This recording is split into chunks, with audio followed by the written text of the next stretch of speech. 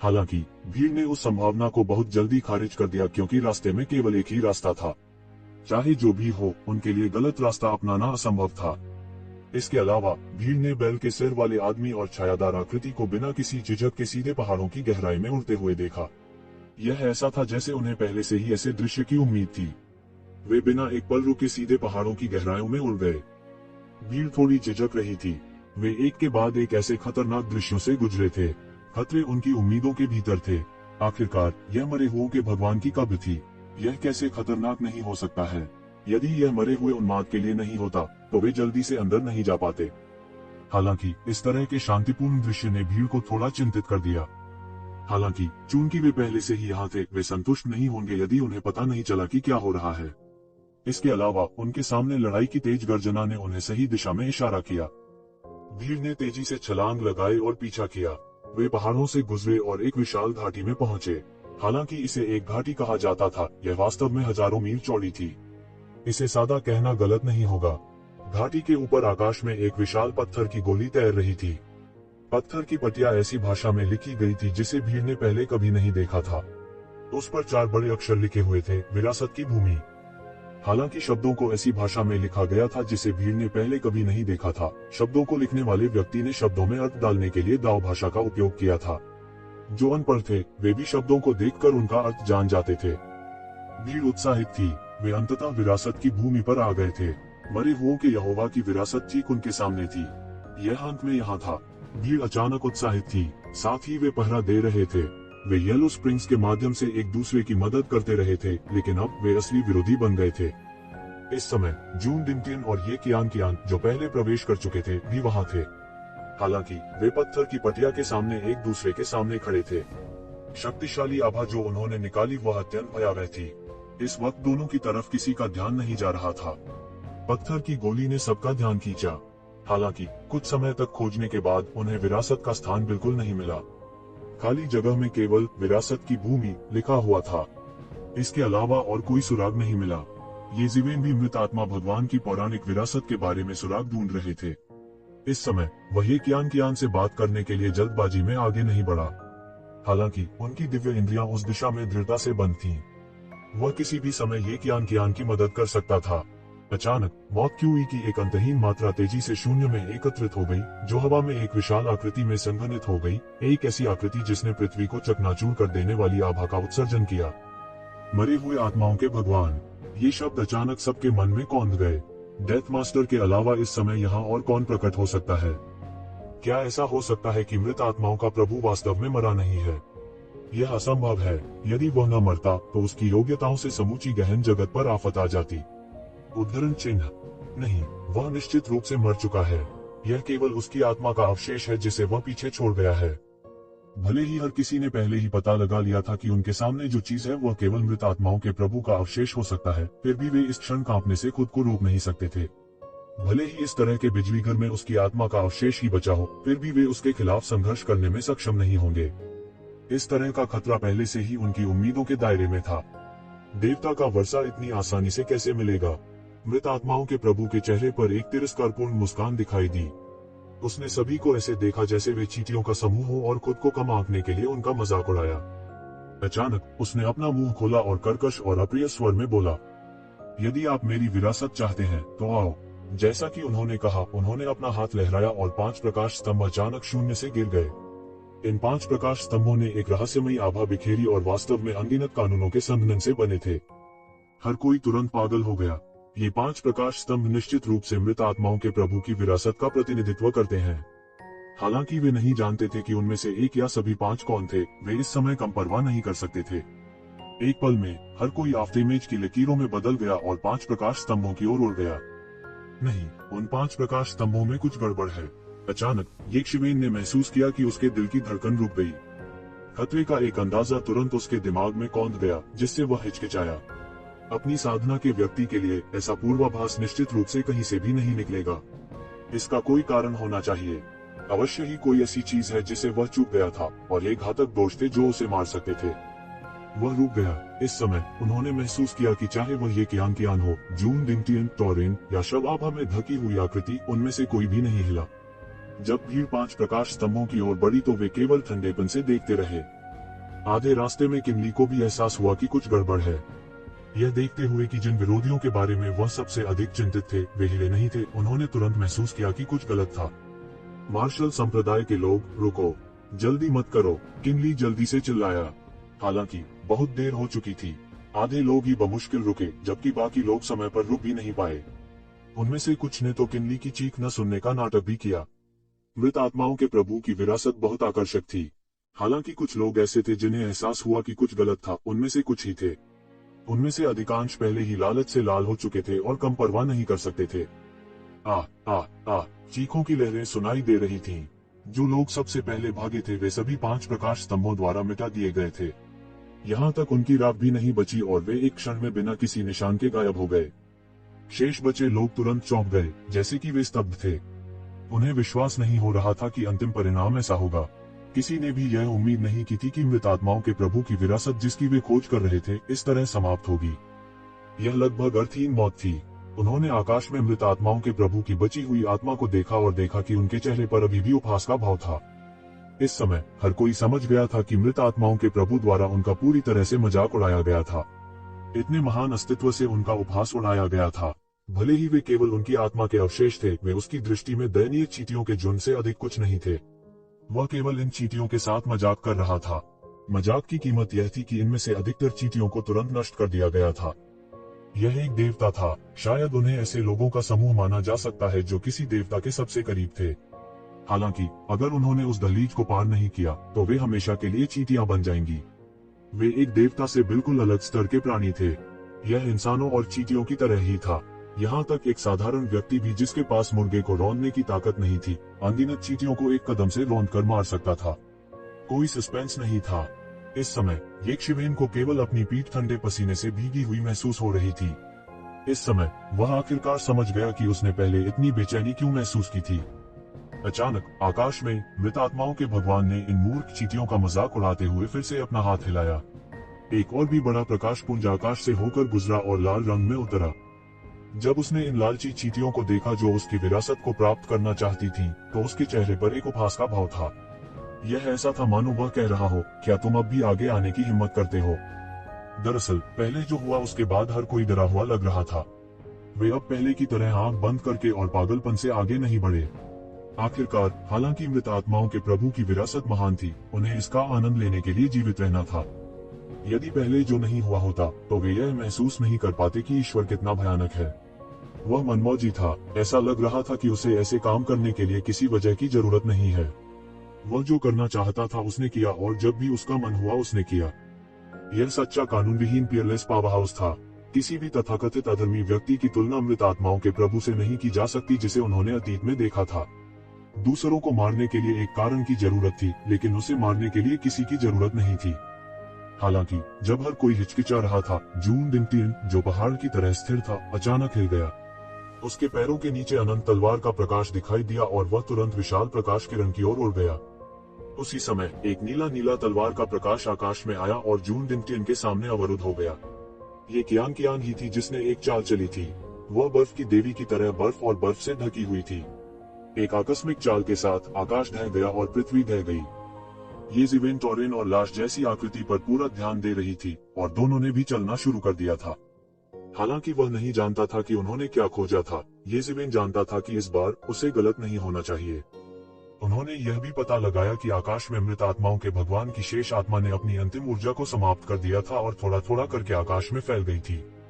Boom boom boom. पृथ्वी को चकनाचूर करने वाले विस्फोटों की एक श्रृंखला के कारण पूरा आकाश अराजकता में डूब गया, मानो वह पूरी तरह से ढह गया हो।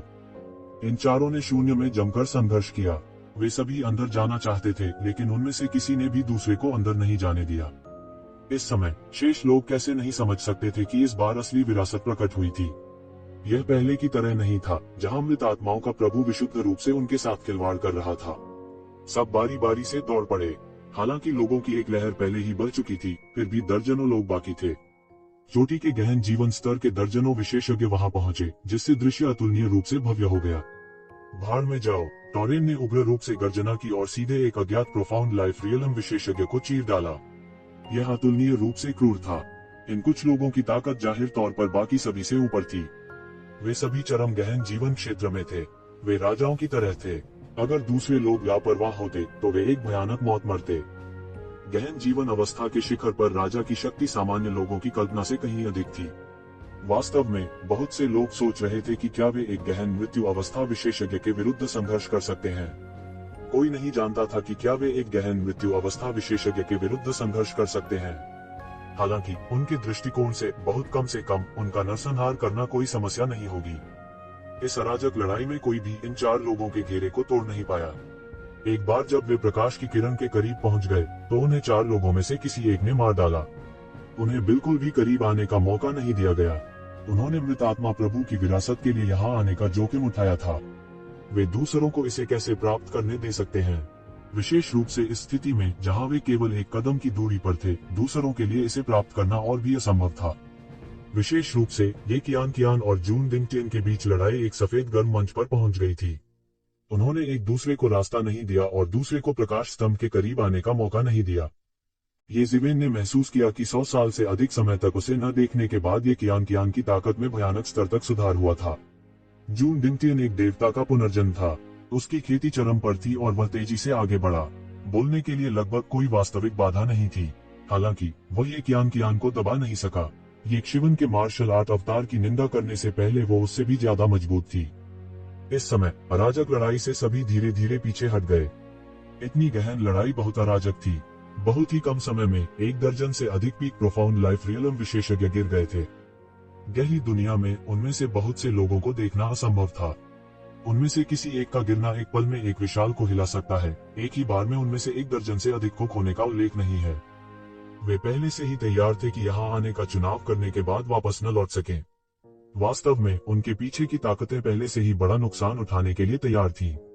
आखिरकार वे मृत आत्मा प्रभु की विरासत को प्राप्त करने के लिए जितने लोगों को प्राप्त करना चाहते थे उससे दुगने लोगों को खोने के लिए तैयार थे। आखिरकार मरे हुए आत्मा प्रभु की विरासत से अधिक आकर्षक कुछ भी नहीं था। फिर भी वे यूं ही अपनी जान नहीं दे सकते थे। वे देख सकते थे कि जब तक चारों लोग लड़ रहे थे उनके पास कोई मौका नहीं था।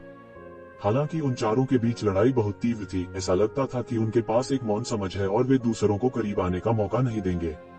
वे केवल पीछे हट सकते थे और धीरे धीरे एक अवसर की प्रतीक्षा कर रहे थे कि भविष्य में कोई दूसरा अवसर होगा या नहीं। धत्तेरी की किंगली ने 4 लोगों को लड़ते हुए देखा और अनजाने में अपनी मुट्ठी बांध ली। यद्यपि वे सभी गहन जीवन अवस्था के शिखर पर थे, वह स्पष्ट रूप से उन चारों के समान स्तर पर नहीं था। कम से कम उनके लिए उन चारों से मुकाबला करना असंभव था। इसलिए वह केवल बेबसी से देख सकता था। स्वाभाविक रूप से वह बेहद अनिच्छुक था। Boom boom boom. शून्य में उन चारों के बीच की लड़ाई ने पूरी दुनिया को तहस नहस कर दिया। उस स्थान के अलावा जहां प्रकाश की किरण थी, अन्य स्थानों की जगह सभी ढह गई थी, जिससे एक विशाल अंतरिक्ष शांति बन गई थी जो सभी दिशाओं में फैल गई थी। मूल रूप से ये कियान और जून दिंगटियन जैसे को तैसा लड़ रहे थे और अन्य 2 इसमें शामिल हो गए थे। यह उन चारों के बीच एक अराजक लड़ाई बन गई थी और कोई भी दूसरे को प्रकाश की किरण को छूने का मौका नहीं देना चाहता था। इस समय जून दिंगटियन ने ये कियान को देखते हुए अचानक अपने दांत पीसते हुए कहा, साथी भाइयों, चलो सेना में शामिल हो और पहले इस कुतिया को मारें। उसके बाद हम विजेता का फैसला करेंगे। आप क्या सोचते हैं? यदि ये कियान नहीं होता तो वह पहले ही मृत आत्माओं के प्रभु की विरासत प्राप्त कर चुका होता। उसे इतनी परेशानी से नहीं गुजरना पड़ता।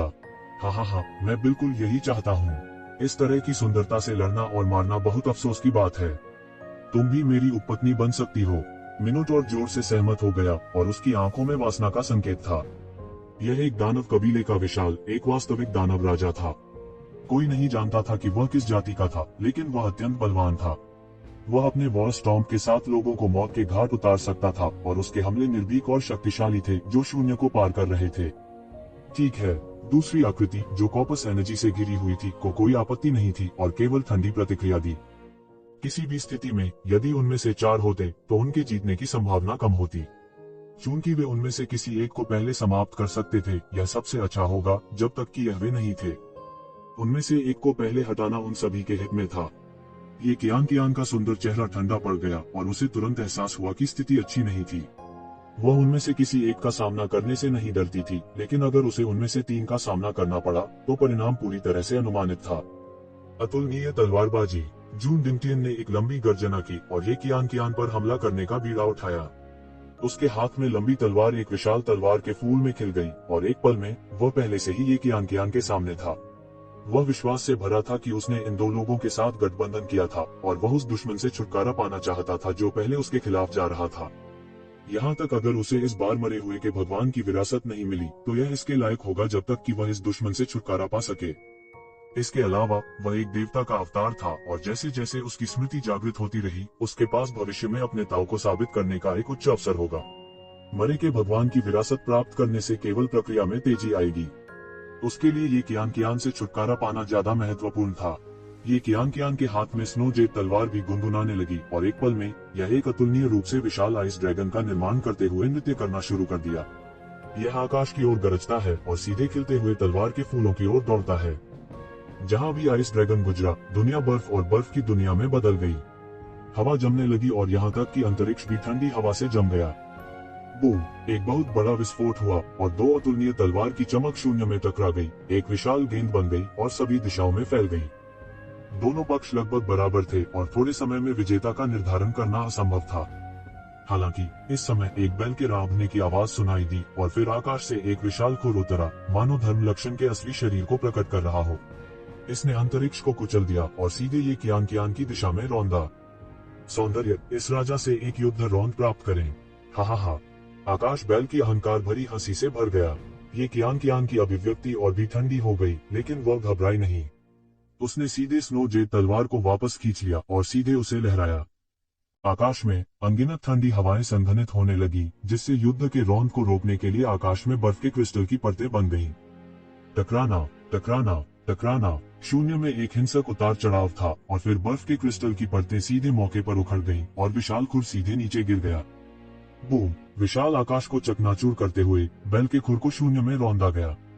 महत्वपूर्ण क्षण में ये कियान ने इस घातक कदम से बचने के लिए बर्फ के क्रिस्टल द्वारा खरीदे गए समय का उपयोग किया। इस समय, इससे पहले कि वह अपनी सांस भी पकड़ पाती, उसने शून्य से एक अतुलनीय विशाल श्रृंखला को छलांग लगाते देखा। यह ऐसा था जैसे यह शून्य में बंद था। एक जहरीले अजगर की तरह ये कियान की छाती की ओर उछला, उसे छेदना चाहता था। हवा में लाश क्यूई में लिपटे हुए व्यक्ति की आकृति स्पष्ट रूप से स्पष्ट थी। अंतहीन लाश क्यूई के पीछे बेहद ठंडी आंखों की एक जोड़ी थी, ठंडी और भावहीन, मानो उसने सभी जीवित प्राणियों को चींटियों के रूप में देखा हो। ये कियान के पास प्रतिक्रिया करने का समय नहीं था और वह केवल उसके सामने स्नो जेड तलवार के साथ ब्लॉक कर सकती थी। बजना, धरती को हिला देने वाली तेज आवाज थी और पहाड़ जैसी भारी भयानक शक्ति प्रत्यक्ष रूप से हिल गई। ये कियान को सीधे चोट लगी थी और उसका पूरा शरीर टूटी डोर वाली पतंग की तरह था। वह उल्का की तरह पीछे की ओर उड़ी और उसका सुंदर चेहरा रक्त लाल था। वह दूर से झटके से घायल हो गई थी। उसकी आंखों में भी खौफ का साया था। उसके साधना के स्तर पर उसे सर्वशक्तिमान कहा जा सकता था और उसका भौतिक शरीर स्वाभाविक रूप से बहुत मजबूत था। केवल विशाल शक्ति ही उसे चोट पहुंचा सकती थी। हालांकि यह केवल एक मामूली चोट थी, यह दिखाने के लिए पर्याप्त थी कि लाश क्यूई में लिपटा यह आदमी कितना भयानक था। उसकी ताकत शायद बैल से भी ज्यादा मजबूत थी। ये कियान, यह अंत है। इस बार मैं तुम्हें पुनर्जन्म का जरा सा भी मौका नहीं दूंगी।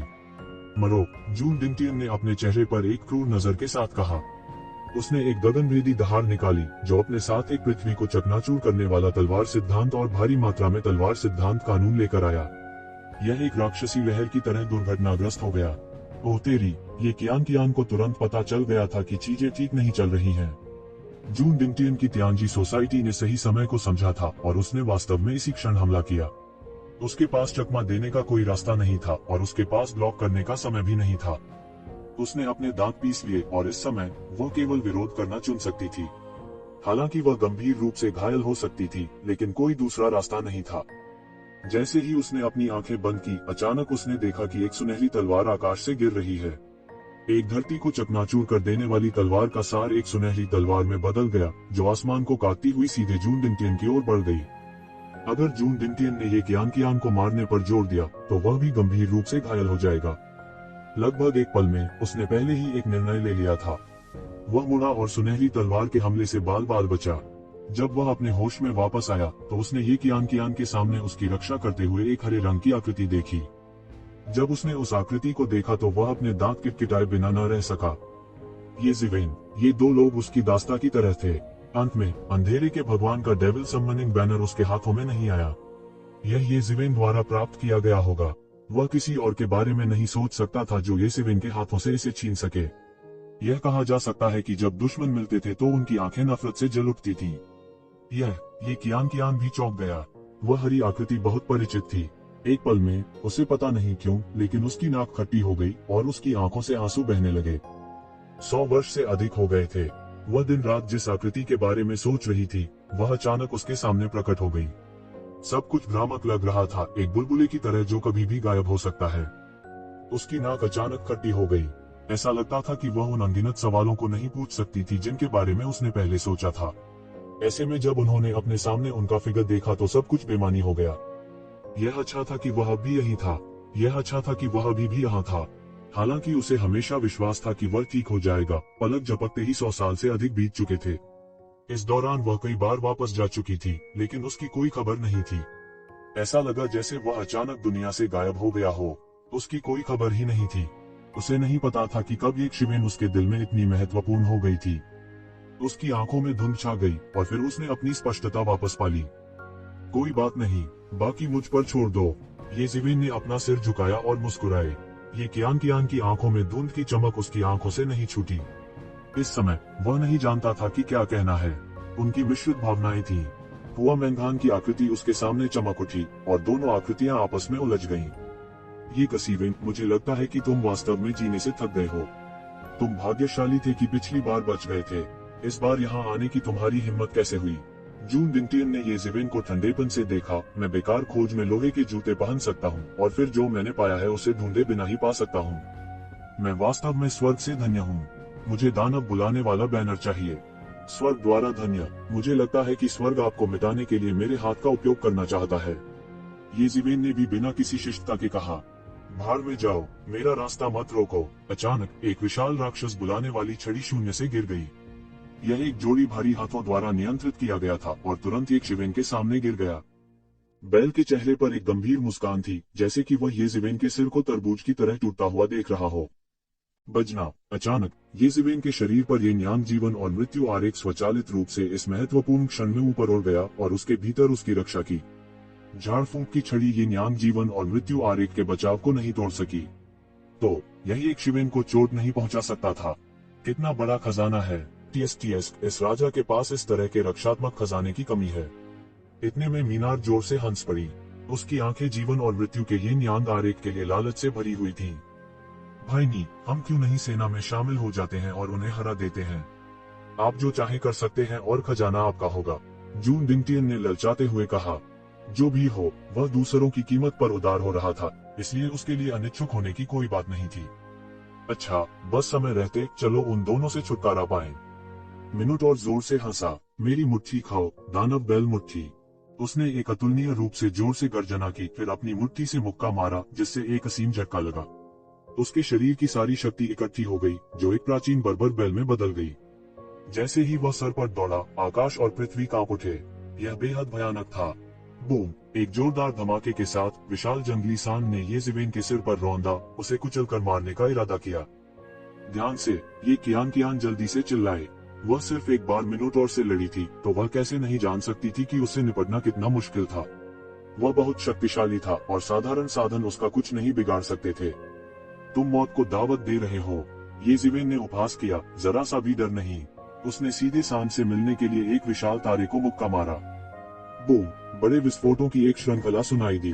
बर्बर बैल सीधे विशाल तारे पर रौंद दिया और दोनों पक्षों की मुट्ठी जमकर टकराई। मिनोटॉर की ताकत को कमजोर नहीं कहा जा सकता था और उसकी ताकत और भी अधिक अपमानजनक थी। इसमें कोई आश्चर्य नहीं था कि वह दानव बैल के रूप में जाना जाता था। हालांकि येसेविन के आक्रमण के तहत मिनोटॉर को मामूली लाभ नहीं मिला और दोनों पक्षों के हमले अचानक एक गतिरोध पर पहुंच गए। यह कैसे संभव है? इतने कम समय में वह अचानक इतना मजबूत कैसे हो सकता है? चू यून का चेहरा अचानक जानलेवा पीला पड़ गया जब उसने येसेविन को रात में देखा। वह इतना अत्याचारी नहीं था जब उसने पहले येसेविन के साथ लड़ाई की थी। उस समय वह पीछे नहीं मुड़ा था। उसने केवल बाद में सुना था कि जहान मिंग को येसेविन द्वारा एक ही चाल में मार दिया गया था और वह जवाबी कार्रवाई करने में सक्षम नहीं था। उसे इस तरह की अफवाह पर बिल्कुल विश्वास नहीं हुआ, क्योंकि कुछ समय पहले ही उसकी येसेविन से लड़ाई हुई थी। हालांकि उन दोनों ने सेना में शामिल हो गए थे, वे येसेविन के लिए एक मैच नहीं थे। हालांकि येसेविन के लिए एक ही चाल में उनमें से किसी एक को मारना असंभव था। ये जिवेन द्वारा दिव्य संघ से सभी को पराजित करने और एक युद्ध किले को गिरा देने के बाद भी चू यून को अभी भी यह एहसास नहीं हुआ था कि चीजें इस हद तक विकसित हो गई थी। हालांकि जब एक शिवेन की ताकत सही मायने में खुल गई थी तो उसने पाया था कि उसके और एक शिवेन के बीच की खाई कुछ कदम बढ़ गई थी। उसके मन में किनलाई जैसी ही भावना थी, अतुलनीय रूप से उदास। हालांकि उदास किन्नी की तुलना में वह अधिक डरा हुआ था। हाँ, वह अचानक डर गया।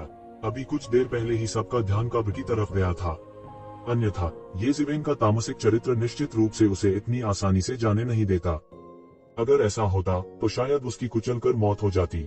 भले ही उसका भौतिक शरीर अतुलनीय रूप से अत्याचारी होता, फिर भी वह बेकार होता। दोनों पक्षों के कौशल के बीच पहले से ही एक बड़ा अंतर था। इसके अलावा ये जिवेन का भौतिक शरीर उससे अधिक मजबूत था। जैसा कि उसने इस बारे में सोचा, उसने अपने जीवन में पहली बार डर महसूस किया। उसने पहले कभी ऐसा महसूस नहीं किया था। शत्रु कितना भी बलशाली क्यों न हो, यदि वे उसे हरा भी दें तो भी वे उसे मार न सकेंगे। हालांकि येक्षिवेन के पास उसे मारने की ताकत थी। दुर्भाग्य से उसने पहले ही येक्षिवेन को नाराज कर दिया था।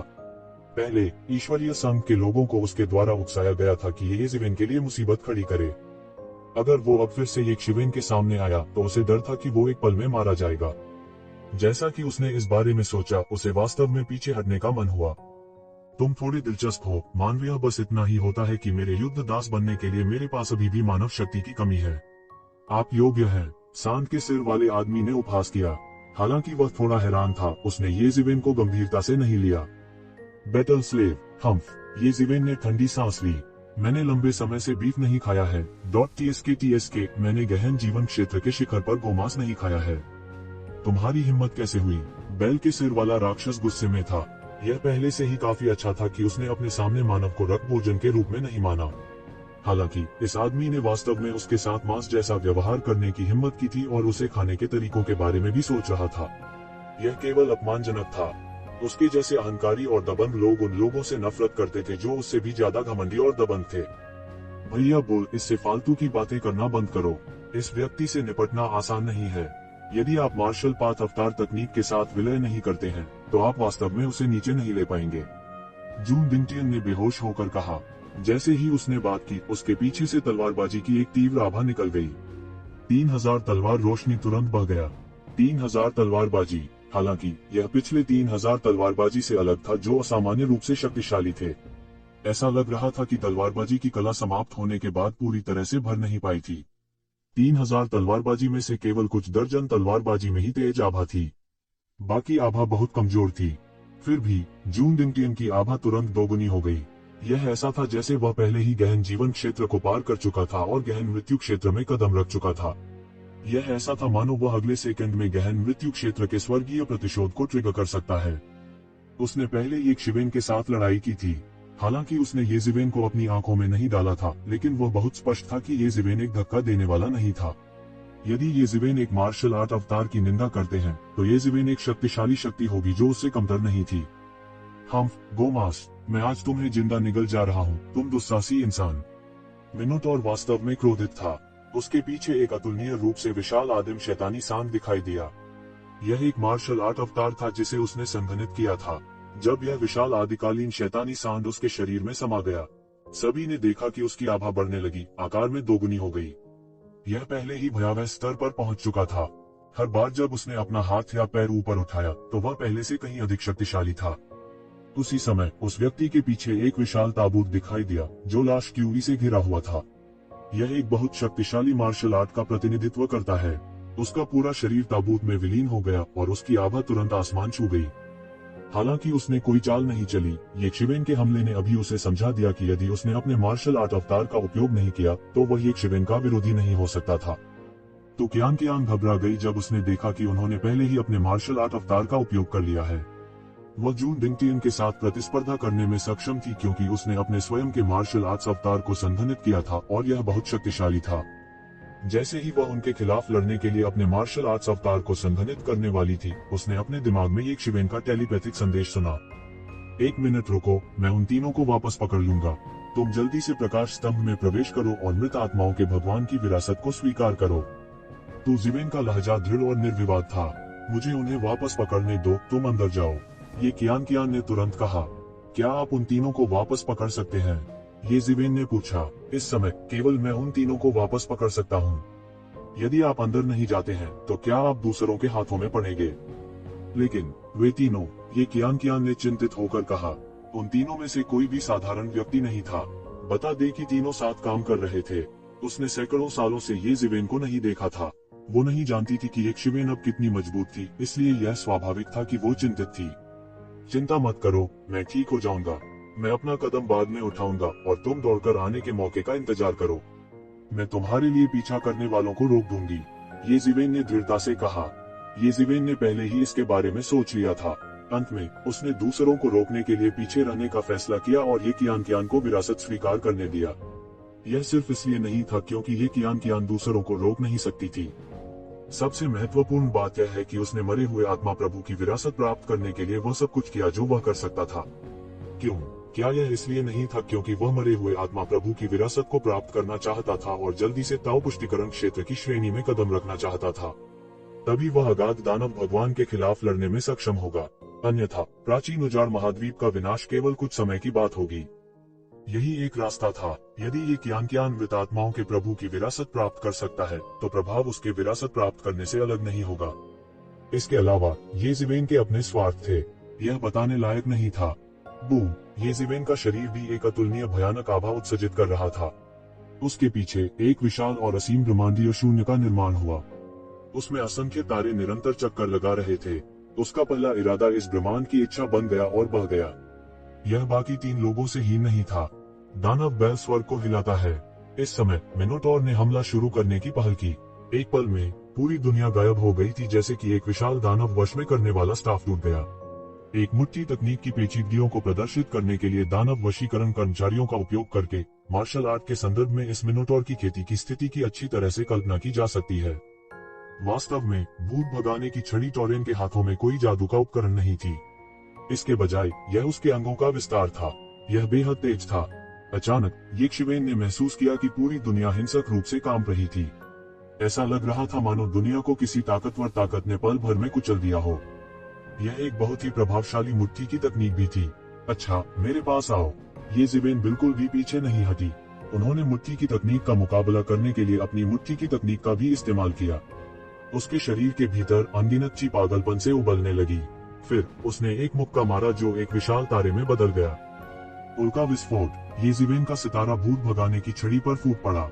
Boom boom boom! गगनभेदी विस्फोटों की एक श्रृंखला सुनी जा सकती थी। येशिवेन की मुक्केबाजी की तकनीक के हर विस्फोट से आसमान टूट जाएगा और धरती फट जाएगी। वास्तव में भूत भगाने की छड़ी लगातार कांपने लगेगी। पहली बार टॉरेन को एहसास हुआ कि इस इंसान की ताकत कितनी भयानक है। वास्तव में येशिवेन उससे भी ज्यादा भयानक था। वह थोड़ा भ्रमित हुआ। उनके कबीले को हरक्यूलियन बुल दानव कबीले कहा जाता था और उन्हें अपनी ताकत पर अतुलनीय गर्व था। दिलचस्प, आप किस तरह के आदिमानव हैं? मिनोटॉर ने उपहास किया और कहा, साधारण मानव मांस बिल्कुल भी स्वादिष्ट नहीं होता है, लेकिन यह अलग है अगर यह आदिम मानव है। बकवास काटो! येशिवेन ने अचानक अपनी हथेली को मोड़ा, अपनी मुट्ठी को हथेली में बदल लिया और लापरवाही से उसे गोली मार दी। आसपास की दुनिया ने तुरंत एक मजबूत प्रतिध्वनि जगाए। अनगिनत सिद्धांत गूंज रहे थे, मानो येशिवेन की हथेली का जवाब दे रहे हों, और फूट पड़े। अच्छा, मिनोटॉर हंसी से दहाड़ा। उसके शरीर से निकली एक राक्षसी आभा के रूप में उसकी आंखों में पागलपन का संकेत था। Barbarik bull but horn! उसने एक और मुक्का मारा और वह तुरंत एक विशाल जंगली बैल में बदल गया। उसका एक सींग निकला और वो सीधे येशिवेन के बड़े हाथ की ओर जा लगा। इस समय वह एक अतुलनीय रूप से शक्तिशाली आदिकालीन बैल था जिसने संपूर्ण आदिकालीन संसार पर शासन किया था। उसे कोई नहीं रोक सकता था। टकराना, दोनों के बीच की लड़ाई एक सुई के खिलाफ एक सुई की तरह थी, न तो दूसरे को रास्ता दे रही थी। वे दोनों मजबूत और भारी प्रकार के थे। हालांकि उन्होंने बहुत अधिक तकनीकों का उपयोग नहीं किया था, फिर भी उन्होंने अपनी सरल चालों में पहले से ही अनगिनत तकनीकों को शामिल कर लिया था। उन दोनों ने पहले ही मार्शल डाउ को एक अत्यंत गहरे स्तर तक समझ लिया था, जो कि प्रोफाउंड लाइफ स्टेज के चरम पर सामान्य विशेषज्ञों से बहुत आगे निकल गया था। और इस समय अचानक शून्य में एक विशाल पीला हाथ आकाश से उतरा। वह उड़ गया और तुरंत एक विशाल ताबूत में बदल गया, जिसने येशिवेन को ढक लिया। Great thunderclap coffin hand! येशिवेन को अचानक ऐसा लगा जैसे उसे इस विशाल ताबूत में पूरी तरह से लपेट दिया गया हो। वह बिल्कुल नहीं चल सकता था। इस ताबूत ने सब कुछ सील कर दिया था और उसे मौत की सजा सुनाई थी। उनका ग्लबेला घातक ऊर्जा से भरा था। हथेली की कितनी शक्तिशाली तकनीक है। मुझे नहीं पता कि यह हथेली तकनीक कहां से आई है। नहीं, मुझे कहना चाहिए, मुझे नहीं पता कि यह व्यक्ति कहां से आया है। ये शिवेन के दिमाग में अनगिनत विचार कौंध गए। अचानक उसने महसूस किया कि उसके शरीर में एक और भी भयानक शक्ति उबल रही है। उसने संकोच करने की हिम्मत नहीं की। उसने अपने हाथ हिलाए और सीधे यिन यांग जीवन और मृत्यु आरेख को हिलाया। उसके भीतर उसकी रक्षा की। बजना, दोनों पक्षों के शून्य में टकराते रहने के कारण तेज गड़गड़ाहट की आवाज सुनाई दी। ये शिवेन को कुछ कदम पीछे हटने के लिए मजबूर होना पड़ा। वह आदमी जिसका शरीर लाशों की ऊर्जा से ढका हुआ था, वह भी कुछ कदम पीछे हटने को मजबूर हो गया। उसकी आंखों में विस्मय की एक झलक भर गई, जिसके बाद जल्द ही उसकी आंखों में एक और भी अधिक लालची और लालसा भरी नजर आ गई, जैसे कि एक शिकारी ने अपने शिकार का सामना किया हो। जैसे ही ये जिवेन ने कॉप्स एनर्जी मैन के हमले को नाकाम कर दिया, उसने तुरंत जून डिंगटियन के हमले को एक छाया की तरह पीछा करते देखा। एक पल में वह हमला करने वाला पहला व्यक्ति था। 3000 तलवार सिद्धांत आकाश में बह गए। एक प्रचंड लहर की तरह सब कुछ डूब गया। इस समय उन्होंने पीछे हटने की हिम्मत नहीं की। उन्होंने सीधे अपने शरीर को स्थिर किया और एक और उल्का विस्फोट किया। बूम! हिंसक विस्फोटों की एक श्रृंखला आई। पिछली बार जब वे लड़े थे, यह उससे अलग था। उस समय जून डिंगटियन के 3000 तलवार सिद्धांतों का सामना करते हुए वह वापस लड़ने में लगभग असमर्थ था। हालांकि वह एक पल में नहीं मरा, फिर भी उसके लिए जून डिंगटियन के खिलाफ लड़ना असंभव था। लेकिन इस बार स्थिति बिल्कुल अलग थी। उन्होंने पहले मार्शल आर्ट्स अवतार की निंदा की थी, जबकि जून डिंगटियन अपने चरम पर नहीं पहुंचे थे। न केवल वे समान रूप से मेल खाते थे, बल्कि ये जिवेन का पलड़ा भारी था। उनके साथ जो कुछ भी हुआ उसका वर्णन करने में बहुत समय लगा, लेकिन वास्तव में यह केवल एक क्षण की बात थी। उन चारों के लड़ने की गति इतनी तेज थी कि हर कोई केवल उनके बाद की छवियों को देख सकता था। यहाँ तक गहन जीवन क्षेत्र के शिखर पर विशेषज्ञ भी कुछ अस्पष्ट दृश्य देख सकते थे। वे मदद नहीं कर सके, लेकिन चुपके से चौंक गए। मारपीट की स्थिति वे देख ही नहीं पाए। अगर ऐसा ही चलता रहा तो वे एक भी चाल को रोक नहीं पाएंगे। सबका हृदय तूफानी समुद्र के समान था। हालांकि यह केवल एक पल के लिए था, लेकिन ये जिवेन ने 3 विशेषज्ञों के लगातार आश्चर्यजनक हमलों को रोक दिया था। ये कियान से अलग था। ये कियान स्पष्ट रूप से इन 3 विशेषज्ञों के आश्चर्यजनक हमलों को संभालने में असमर्थ था। वास्तव में अगर उसे एक शिवेन की मदद नहीं मिलती तो वह गंभीर रूप से घायल हो सकती थी। लेकिन वही रणनीति एक शिवेन के सामने कुछ भी नहीं थी। उसने 3 लोगों को आसानी से रोक दिया और उसे बिल्कुल भी शर्मिंदगी महसूस नहीं हुई, क्योंकि वह एक ही स्तर के 3 विरोधियों का सामना कर रहा था। उनके लिए यह बिल्कुल अविश्वसनीय था। यदि वे उनमें से किसी एक का सामना करते हैं तो वे पूरी तरह से हार सकते हैं। अकेले 3 लोगों को छोड़ दें। जाना। इस समय ये जिवेन अचानक चिल्लाए। ये कियान जो लंबे समय से प्रतीक्षा कर रहा था, अंत में चला गया। वो बिना किसी झिझक के निर्णायक थी और ये शिवेन के साथ बहस करना जारी नहीं रखा। हुश! तो कियान सीधे प्रकाश की धारा में बदल गया और प्रकाश स्तंभ की ओर उड़ गया।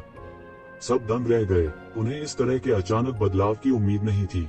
सभी की राय में यदि ये कियान और ये जिवेन मिलकर काम करते हैं तो उन तीनों के जीतने की उम्मीद हो सकती है।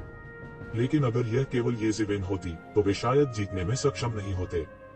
इसलिए सभी ने अनुमान लगाया कि ये कियान और ये जिवेन 3 लोगों को हराने के बाद विरासत को स्वीकार करने के लिए प्रकाश स्तंभ में प्रवेश करने पर विचार करेंगे, या वे तभी जारी रहेंगे जब उन तीनों ने ये जिवेन और ये कियान को हरा दिया। किसने सोचा होगा कि यह परिणाम होगा? लेकिन जब किसी को इसकी उम्मीद नहीं थी तो किसी ने चाल चली। तलवार की रोशनी आसमान में फैल गई और तुरंत ये कियान के सामने आ गिरी। यह व्यक्ति कोई और नहीं बल्कि जून डिंगटियन था। अन्य 2 की तुलना में वह ये कियान के बारे में अधिक चिंतित था। ये जिवेन को मारने की उसकी इच्छा मृत आत्माओं के प्रभु की विरासत की उसकी इच्छा से भी अधिक थी। उसने एक पल के लिए भी ये कियान के खिलाफ अपने पहरे को कम नहीं होने दिया। इसलिए वह ये कियान को पहले स्थान पर रोकने में सक्षम था।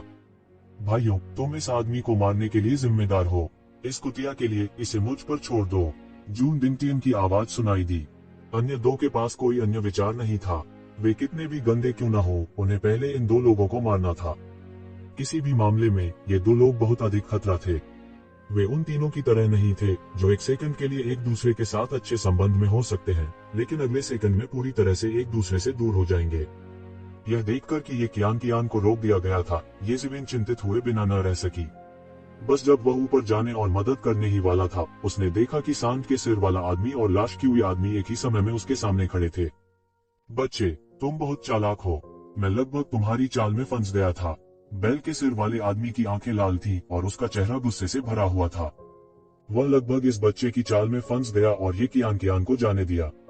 अगर ऐसा होता तो क्या उसके पिछले सभी प्रयास व्यर्थ नहीं जाते? युद्ध रौंद गर्जना के साथ वह शून्य में एक विशाल बैल में बदल गया। वह एक पैर से रौंद गया और रौंद के नीचे दरार पड़ गई। शक्तिशाली शॉकवेव तुरंत यक्षिवेन की ओर फटा। यक्षिवेन ने बिल्कुल भी हार नहीं मानी। उन्होंने सीधे मुक्का मारा। आकाश में एक हिंसक विस्फोट हुआ और हर जगह शून्य हो गया। यह प्रलय का दृश्य था। बजना, बैल का खुर और येजिवेन की मुट्ठी टकराई और धातु के टकराने की आवाज सुनाई दी। चिंगारी हर जगह उड़ गई। बैल के सिर वाले आदमी को केवल अपने पैर में तेज दर्द महसूस हुआ और उसका शरीर पीछे हटे बिना नहीं रह सका। जीवन और मृत्यु निर्धारित करें। लाश क्यों? ये आदमी ठंडेपन से चिल्लाया। शून्य में एक बड़ा हाथ नीचे थप्पड़ मारा। यह एक बहुत बड़ा ताबूत था और इसने तुरंत यक्षिवेन को ढक लिया। येजिवेन उस ताबूत के सामने नहीं घबराई जो उसे सीधे तौर पर कफन दे रहा था। उसकी उंगलियां कांपने लगी और पूरा शून्य हिंसक रूप से कांपने लगा। यह एक राक्षसी आभा में घनीभूत हो गया और इसके खिलाफ संघर्ष करते हुए सीधे ताबूत की ओर बढ़ गया। बूम! जोर की दहाड़ सुनाई दी। लाश क्यूई वाला आदमी एक टूटी हुई डोर वाली पतंग की तरह वापस आसमान में उड़ गया। येजिवेन, जो उन तीनों को वापस पकड़ने के लिए उत्सुक था, ने अपनी पूरी ताकत से हमला कर दिया। उसके क्रोधित होने पर शक्ति स्तब्ध रह गई। उसने दो आदमियों को खदेड़ते हुए लगातार हमला किया। फिर उसने जून दिनटियन को पलक झपकते देखा। इस समय उसके हाथ में तलवार की रोशनी उन्माद में बह गई। इसने ये कियान को एक तूफान की तरह पूरी तरह से अवरुद्ध कर दिया, उसे अपने में लपेट लिया। यह उसके टुकड़े टुकड़े कर देने वाला था। इस समय ये कियान उसके साथ लड़ना जारी रखने के मूड में नहीं थी, लेकिन ऐसा कुछ भी नहीं था जो वह कर सकती थी। वह केवल लगातार पीछे हट सकती थी, अपनी ताकत का 70% या 80% उपयोग करने में असमर्थ थी। हालांकि ऐसा होने के बावजूद उन दोनों के बीच का आदान प्रदान अभी भी बेहद भयावह था। उन दोनों ने पहले ही गहन जीवन चरण के शिखर पर कदम रख दिया था और अपने हाथों और पैरों को ऊपर उठाकर वे आकाश को ढहाने और पृथ्वी को चटकने में समर्थ थे। हजारों कानूनों की धज्जियां उड़ गईं, जिससे दूसरों की आंखें छलक पड़ी। बहुत से लोग उन दोनों के बीच के आदान प्रदान को स्पष्ट रूप से देखने में असमर्थ थे और केवल बेहद खतरनाक भावना को महसूस कर सकते थे। यह देखकर कि उसका पलड़ा भारी है, जून दिनटियन मुस्कुराया। समान स्तर के विशेषज्ञों के बीच लड़ाई में एक मामूली लाभ भी अंतिम जीत की कुंजी बन सकता है। पूरी तरह से ऊपरी हाथ हासिल करने की तो बात ही छोड़ दें। अचानक उसे अपने पीछे से आने वाले अत्यधिक खतरे का आभास हुआ और बुरी हवा का झोंका आया। इस तरह के पूर्वाभास के साथ उन्होंने और अधिक रहने की हिम्मत नहीं की। उसके हाथ में तलवार अचानक पीछे की ओर उड़ गई, जिससे तलवार की रोशनी से भरा आकाश बन गया जो सभी दिशाओं में फैल गया। उसके पास ये कियान पर अपने दमन को कम करने के अलावा कोई विकल्प नहीं था। बजना, धातु के टकराने की आवाज जैसी तेज टक्कर की आवाज सुनाई दी। पल भर में ही जोरदार टक्कर हुई और चिंगारियां फूट पड़ी। टक्कर कितनी जोरदार थी, इसका अंदाजा लगाया जा सकता है। धिक्कार है, तुम क्यों हो? जून दिनटियन घूमा और लगभग मौत से डर गया। येजिवेन, जिन्हें टोरेन और लाश क्यूई आदमी द्वारा नियंत्रित किया जाना चाहिए था, उन पर हमला करने आए थे। येजिवेन की अचानक उपस्थिति ने अचानक उसकी मूल योजना को बाधित कर दिया था। मूल रूप से वह हुआन और चांद को अलग करने का इरादा रखता था। चाहे वह हो या अन्य दो लोग, वे पहले अपने विरोधियों से निपट सकते थे, फिर वे दूसरे पक्ष का समर्थन कर सकते थे और ये परिवार के दो लोगों को पूरी तरह से दफन कर सकते थे। इस समय वह अपनी बुद्धिमत्ता से कैसे अनुमान नहीं लगा सकता था कि इन दोनों लोगों में किसी प्रकार का संबंध था। उन दोनों का उपनाम ये था और यह भी संभव था कि वे एक ही कुल के थे। अगर उन दोनों को सेना में शामिल होना पड़ा तो वे सबसे बड़ा खतरा होंगे। यह कुछ ऐसा था जिस पर उन दोनों ने सहमति व्यक्त की। यही कारण है कि वे पहले उन दोनों से छुटकारा पाने के लिए उसके साथ सेना में शामिल हो गए। उसके पीछे 3000 स्वॉर्ड प्रिंसिपल्स अचानक घनीभूत हो गए और राक्षसी तलवार की रोशनी के साथ येजिवेन की ओर बढ़ गए। वह यक्षिवेन को वहीं पर मारना चाहता था। इस समय वह ये कियान के बारे में कम परवाह नहीं कर सकता था। यक्षिवेन ने उसे जो धमकी दी थी वह उससे भी ज्यादा मजबूत थी। येजिवेन जरा भी नहीं डरी। उसने अपने हाथ हिलाए और यिन यांग जीवन और मृत्यु आरेख खुल गया। फिर इसने यिन यांग लाइफ एंड डेथ फोर्स का गठन किया, जो 3000 तलवारों की ओर शक्तिशाली रूप से बढ़ी। बूम! दोनों ओर से जोरदार धमाका हुआ। तो जिविन की यिन यांग लाइफ एंड डेथ फोर्स ने सीधे हवा में 3000 तलवारें उड़ा दी।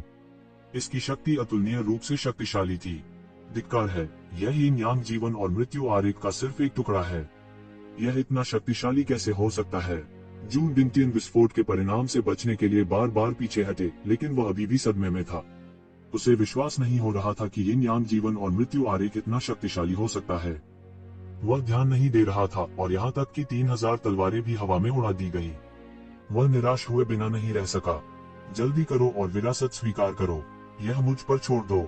येज़िवेन ने अपने हाथ में एक लंबी तलवार पकड़ रखी थी और ऐसा लग रहा था जैसे वह दुनिया के नायकों को तिरस्कार से देख रहा हो।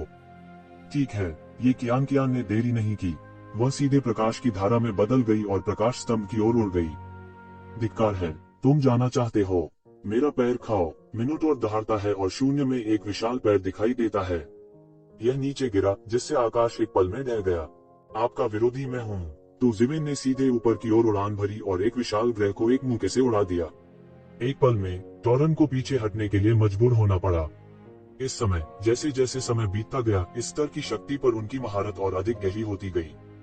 रहस्यमय स्थान की मदद से इस स्तर की शक्ति की उसकी महारत एक ऐसी गति से बढ़ी जो आम लोगों को स्तब्ध कर देगी और वह अधिक से अधिक अत्याचारी हो गया।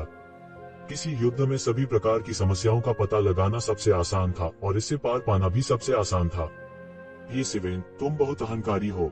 तुम वास्तव में हम तीनों को अकेले ही रोकना चाहती हो। जून डिंगटियन ने जोर से दहाड़ा। वह अत्यंत व्यथित था। वर्तमान वह अपनी चरम अवस्था में नहीं था। उसने मार्शल आर्ट्स अवतार का उपयोग किया था और उसने केवल एक को संघनित किया था। अन्य मार्शल आर्ट अवतारों में कौशल के समर्थन की कमी थी, अन्यथा उसकी युद्ध शक्ति अकेले उन चारों से ऊपर होगी। उसे येज़िवेन द्वारा इस स्तर तक मजबूर नहीं किया गया होता। यह सच था कि येज़िवेन ने इस अवधि के दौरान काफी प्रगति की थी, लेकिन फिर भी उसने इसे दिल पर नहीं लिया। मैं क्यों नहीं कर सकता? येज़िवेन ने उपहास किया और एक विशाल ब्रह्मांड को उड़ा दिया। अधिपति की क्षैतिज पट्टी और तुरंत उस लाश की आभा को उड़ा दिया जो हमला करना चाहता था। वह कभी किसी को भागने नहीं देता था। हालांकि लाश आभा पुरुष ने ब्रह्मांड को तोड़ दिया था, उसके आगे के कदम भी स्थिर थे और वह पहले की तरह साहसपूर्वक आगे नहीं बढ़ सका। इस समय यह देखते हुए कि ये कियान अपनी चाल चलने वाली थी, पीक प्रोफाउंड लाइफ रियलम के विशेषज्ञ जो बगल से देख रहे थे कुछ नहीं कर सके। वे मूल रूप से किनारे से देख रहे थे क्योंकि वे अशांत जल में मछली पकड़ना चाहते थे और एक अवसर की प्रतीक्षा कर रहे थे। यह सबसे अच्छा होगा यदि उनमें से पांचों ने उस बिंदु तक संघर्ष किया कि दोनों पक्ष घायल हो गए ताकि वे लाभ उठा सकें। अप्रत्याशित रूप से ये कियान येज़िवेन की मदद से सफल होने वाला था। वे कैसे चिंतित नहीं हो सकते थे? विशेष रूप से विभिन्न बलों के शीर्ष अस्तित्वों ने मृत आत्माओं के प्रभु की विरासत प्राप्त करने के लिए बहुत प्रयास किया था। यह ईश्वर निर्माण योजना में अपने ताऊ को साबित करने के सबसे करीब हो सकता है। वे निश्चित रूप से इतने अच्छे मौके को जाने नहीं देंगे। वे कभी किसी को अपने सामने इसे छीनने की अनुमति नहीं देते थे। कुछ पीक प्रोफाउंड लाइफ रियलम विशेषज्ञ जो प्रकाश स्तंभ के करीब थे ने तुरंत इसे रोकने के लिए कार्रवाई की और मार्शल आर्ट की एक धार सीधे ये कियान की ओर बढ़ी। सरस, ये कियान के हाथ में स्नो जे तलवार तुरंत नाचने लगी। बर्फ के क्रिस्टल की दुनिया तुरंत उतर गई। गहन जीवन अवस्था के शिखर पर जो कुछ विशेषज्ञ अभी अभी आए थे वे तुरंत जमे हुए थे। फिर का ध्वनि के साथ बर्फ के स्फटिक की मूर्तियां जिन्हें उन्होंने रूपांतरित किया था वे भी तुरंत बिखर गईं। वे तुरंत बर्फ के टुकड़ों में बदल गए जिससे आसमान भर गया। वे जितने थे उससे अधिक मृत नहीं हो सकते थे। ये कियान के ठंडे तरीकों ने तुरंत कुछ लोगों को डरा दिया।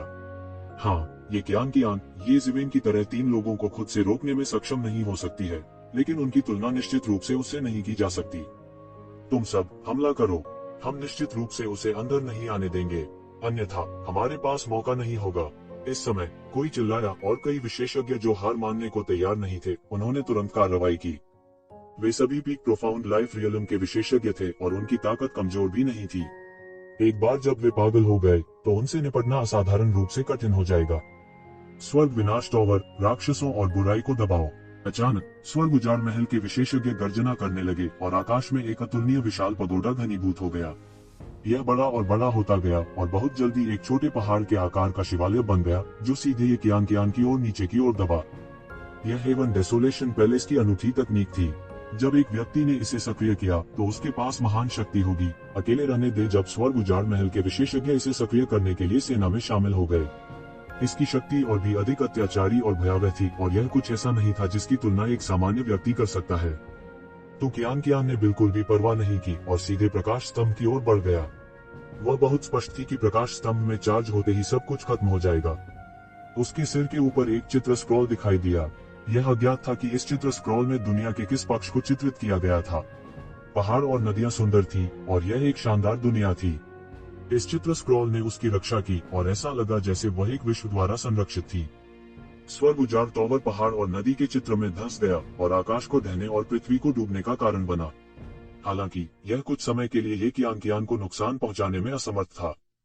ये ज़िवेन हल्की गेंद के थोड़ा करीब थी और इस समय अधिक लोगों ने सीधे हमला किया। यह कहा जा सकता है कि विभिन्न बलों के विशेषज्ञों ने सभी प्रकार की जादुई शक्तियों का इस्तेमाल किया और उन्हें ये कियान को रोकना चाहिए। अगर वे उसे रहने दे सकते हैं तब भी उनके लिए आशा होगी, अन्यथा उनके सभी प्रयास व्यर्थ होंगे। गड़गड़ाहट, गड़गड़ाहट, गड़गड़ाहट। हिंसक उतार चढ़ाव की एक श्रृंखला हुई और ये कियान ने भी विरोध करने के लिए अपने दांतों को भींच लिया। उसका सुंदर चेहरा पहले से ही पीला पड़ गया था और उस पर खून का कोई निशान नहीं था। भले ही उसे पहाड़ और नदी की तस्वीर का संरक्षण मिला हो, लेकिन हमलों की इस श्रृंखला को झेलने के लिए उसे जो दबाव झेलना पड़ा वह एक सामान्य व्यक्ति की कल्पना से कहीं अधिक था। ये ज़िवेन, क्या आप वास्तव में हम सभी को रोकना चाहते हैं? उस कुतिया को विरासत प्राप्त करने देना आपके लिए क्या अच्छा है? जून डिंगटिन गुस्से से दहाड़ा। यह देखते हुए कि ये कियान सफल होने वाला था, वह अब अपने अलग व्यवहार को बनाए नहीं रख सकता था और पहले से ही बहुत गुस्से में था। उसके हाथ में तलवार की चमक ने एक पल के लिए भी बिना रुके ये ज़िवेन को ढक लिया। इस समय अन्य दो लोगों ने भी पागलों की तरह ये ज़िवेन के प्रति अपना गुस्सा निकाला। वे बहुत सारी बाधाओं को पार कर चुके थे और यह कहा जा सकता है कि उन्होंने 5 बाधाओं को पार किया और 6 दुश्मनों को मार डाला। कौन जानता था कि वे इस आखिरी बिंदु पर फंस जाएंगे और यह देखते हुए कि वे आखिरी कदम पर असफल होने वाले हैं। इस समय वे बेहद पागल थे और उन्होंने ये ज़िवेन पर हमला कर दिया। इस समय ये ज़िवेन ने अपने दांत पीस लिए और सहन किया। यहाँ तक 3 निरंकुश विशेषज्ञों के आश्चर्यजनक हमले का सामना करते समय वह भी अभूतपूर्व दबाव में था। यद्यपि असंख्य शारीरिक परिवर्तन अतुलनीय रूप से रहस्यमय थे और उन्होंने अंत में 9 मार्शल आर्ट अवतारों की भी निंदा की थी। यह कहा जा सकता है कि वह अजेय था, हालांकि उसके लिए शर्त यह थी कि वह पहले से ही 9 अवतारों की संघनित कर चुका था। संयोग से उन्होंने केवल एक मार्शल आर्ट अवतार की निंदा की थी, इसलिए उन्हें उन पर ज्यादा फायदा नहीं हुआ। इस समय यह उनके लिए एक अत्यंत खतरनाक चरण था। ऐसा इसलिए था क्योंकि वह सामान्य लड़ाई की तरह नहीं लड़ सकता था, जहां वह कई तरह के हथकंडे चुन सकता था। अब उसके पास इसका डटकर सामना करने के अलावा और कोई चारा नहीं था। एक ही समय में 3 लोगों का सामना करने की तुलना में 3 लोगों को रोकने में कठिनाई बहुत अधिक थी। ये कियान भी सबसे खतरनाक अवस्था में थी। उसने हर तरह की तकनीक का इस्तेमाल किया था। ऐसा लगता है कि स्नो जेड तलवार ने अपनी तलवार की आत्मा को जगा दिया है। वह भयानक शक्ति से भड़क उठा और अपने सामने आने वाले सभी लोगों को बहा ले गया। जो कोई भी इसके सामने खड़े होने की हिम्मत करता, वह मौके पर ही बर्फ की मूर्ति में जम जाता। वे इसके पास बिल्कुल नहीं जा सके। स्वोश। आखिरकार अज्ञात समय के बाद ये कियान आखिरकार प्रकाश स्तंभ में घुस गया। उसका पूरा शरीर उसमें डूबा हुआ था। गहन जीवन क्षेत्र के शिखर पर बैठे कुछ विशेषज्ञों ने तुरंत उसका पीछा किया। वे गाद से पकड़े गए और सीधे प्रकाश स्तंभ से टकरा गए। प्रकाश स्तंभ, जिसने मूल रूप से ये कियान को जलमग्न कर दिया था, वह एक भयानक हत्या का हथियार बन गया था। जब वे प्रकाश स्तंभ से टकराए तो वे तुरंत चीख पड़े और रक्त के धुंध के बादल में बदल गए। यह ऐसा था मानो उनका पूरा शरीर पूरी तरह से वाष्पित हो गया हो। यह एक अत्यंत भयानक दृश्य था। गहन जीवन क्षेत्र के शिखर पर मौजूद विशेषज्ञ जो उनका पीछा कर रहे थे, चौंक गए। इन लोगों की मौत ने उन्हें शांत कर दिया। उनके मन, जो मृत आत्माओं के प्रभु की विरासत के कारण लालच से भरे हुए थे, भी शांत हो गए। उन्होंने फिर से दौड़ने की हिम्मत नहीं की। भले ही वे इसे स्वीकार करने को तैयार न हो, वे केवल इसे स्वीकार कर सकते थे। मुमकिन है कि उन्हें अब मौका ही न मिले, तो कियान को पहले ही भाग जाना चाहिए था और विरासत प्राप्त कर लेनी चाहिए थी। मृत आत्माओं के प्रभु की केवल एक विरासत हो सकती है। प्रकाश स्तंभ की स्थिति से यह बहुत स्पष्ट था कि मृत आत्माओं के प्रभु की विरासत ने केवल ये कियान को पहचाना। अगर किसी और ने प्रवेश करने की कोशिश की तो वे केवल मौत को दावत दे रहे होंगे। भले ही एक शक्तिशाली देवता पहले ही मर गया हो, उसके द्वारा छोड़ा गया तुरुप का इक्का अभी भी एक गहन जीवन चरण विशेषज्ञ को नष्ट करने में सक्षम होगा। कोई और संभावना नहीं थी। बाकी सभी लोगों के चेहरे पर अनिच्छा के भाव थे। उन्होंने इसके लिए इतने सालों तक तैयारी की थी और इतने लंबे समय तक संघर्ष किया। क्या यह सब मरे हुए आत्मा प्रभु की विरासत के लिए नहीं था? फिर भी उन्होंने इसके बजाय किसी और को लाभ पहुंचाना समाप्त कर दिया था। स्वाभाविक रूप से वे अपने हृदयों में अत्यंत अनिच्छुक थे। कई लोग इतने इमोशनल थे कि उनके गालों पर आंसू बह निकले। वे अपने मन पर नियंत्रण खो चुके थे। वे अंतिम क्षण में मृत आत्माओं के प्रभु की विरासत प्राप्त करने का मौका चूक गए थे, जिससे वे बेहद असहज महसूस कर रहे थे। ये ज़िवेन की दिव्य भावना इस समय ये कियान की दिशा पर ध्यान दे रही थी। उसने राहत की सांस ली जब उसने देखा कि वह आखिरकार बाधाओं की परतों को तोड़कर प्रकाश की किरण में चली गई। धिक्कार है, तुमने मुझे मेरी विरासत खो दी, मैं तुम्हारी जान ले लूंगा। जून डिंगटियन का गुस्सा अपनी सीमा पर पहुंच गया था। एक पल में उसका शरीर आकाश में 5 छायाओं में बदल गया और उनमें से प्रत्येक एक अलग तलवार की चमक को काट रहा था। इन 5 लोगों की 5 जानलेवा चालें पूरी तरह से एक धार में तब्दील हो गई थीं, जो येज़िवेन की ओर बड़ी तेजी के साथ फूटी। इस समय दुनिया के सभी कानूनों ने अचानक अपनी चमक खो दी और उन पर भारी पड़ गए। केवल तलवार सिद्धांत ही शाश्वत था। टकराना। हड़बड़ी में येज़िवेन तुरंत विस्फोट से उड़ गई। उसका चेहरा पीला पड़ गया और उसे कुछ चोटें आईं। जून डिंगटियन की ताकत वास्तव में अथाह थी। येज़िवेन के स्तर पर भी वह अभी भी उसे घायल कर सकता था। हालांकि यह केवल एक मामूली चोट थी, येज़िवेन के लिए पहले से ही अविश्वसनीय थी। यह पिछली बार से अलग था जब येज़िवेन ने अभी तक अपने मार्शल आर्ट्स अवतार को संघनित नहीं किया था। येज़िवेन की आकृति हवा में उड़ गई और उसके शरीर से एक फीनिक्स के रोने की आवाज सुनाई दी। मूल रूप से उन्हें जो मामूली चोटें लगी थीं, वे सभी एक पल में ठीक हो गईं। हालांकि इससे पहले कि वह प्रतिक्रिया कर पाता, एक विशाल बैल का खुर आकाश से नीचे उतरा और पृथ्वी को चकनाचूर करने वाले बल से नीचे गिर गया। बैल आदमी अचानक पागल हो गया। उसके लिए मृत आत्माओं के प्रभु की विरासत को खो देना उसे मारने से अधिक दर्दनाक था। इतने लंबे समय की उनकी योजना अचानक व्यर्थ हो गई। टकराना। येज़िवेन का पूरा शरीर एक तोप के गोले की तरह था, जो सीटी की तेज आवाज के साथ आसमान को भेद रहा था। एक पल में वह सीधे जमीन पर उतरा और सीधे जमीन पर 1000 मीटर के दायरे में एक बड़ा गड्ढा उड़ा दिया।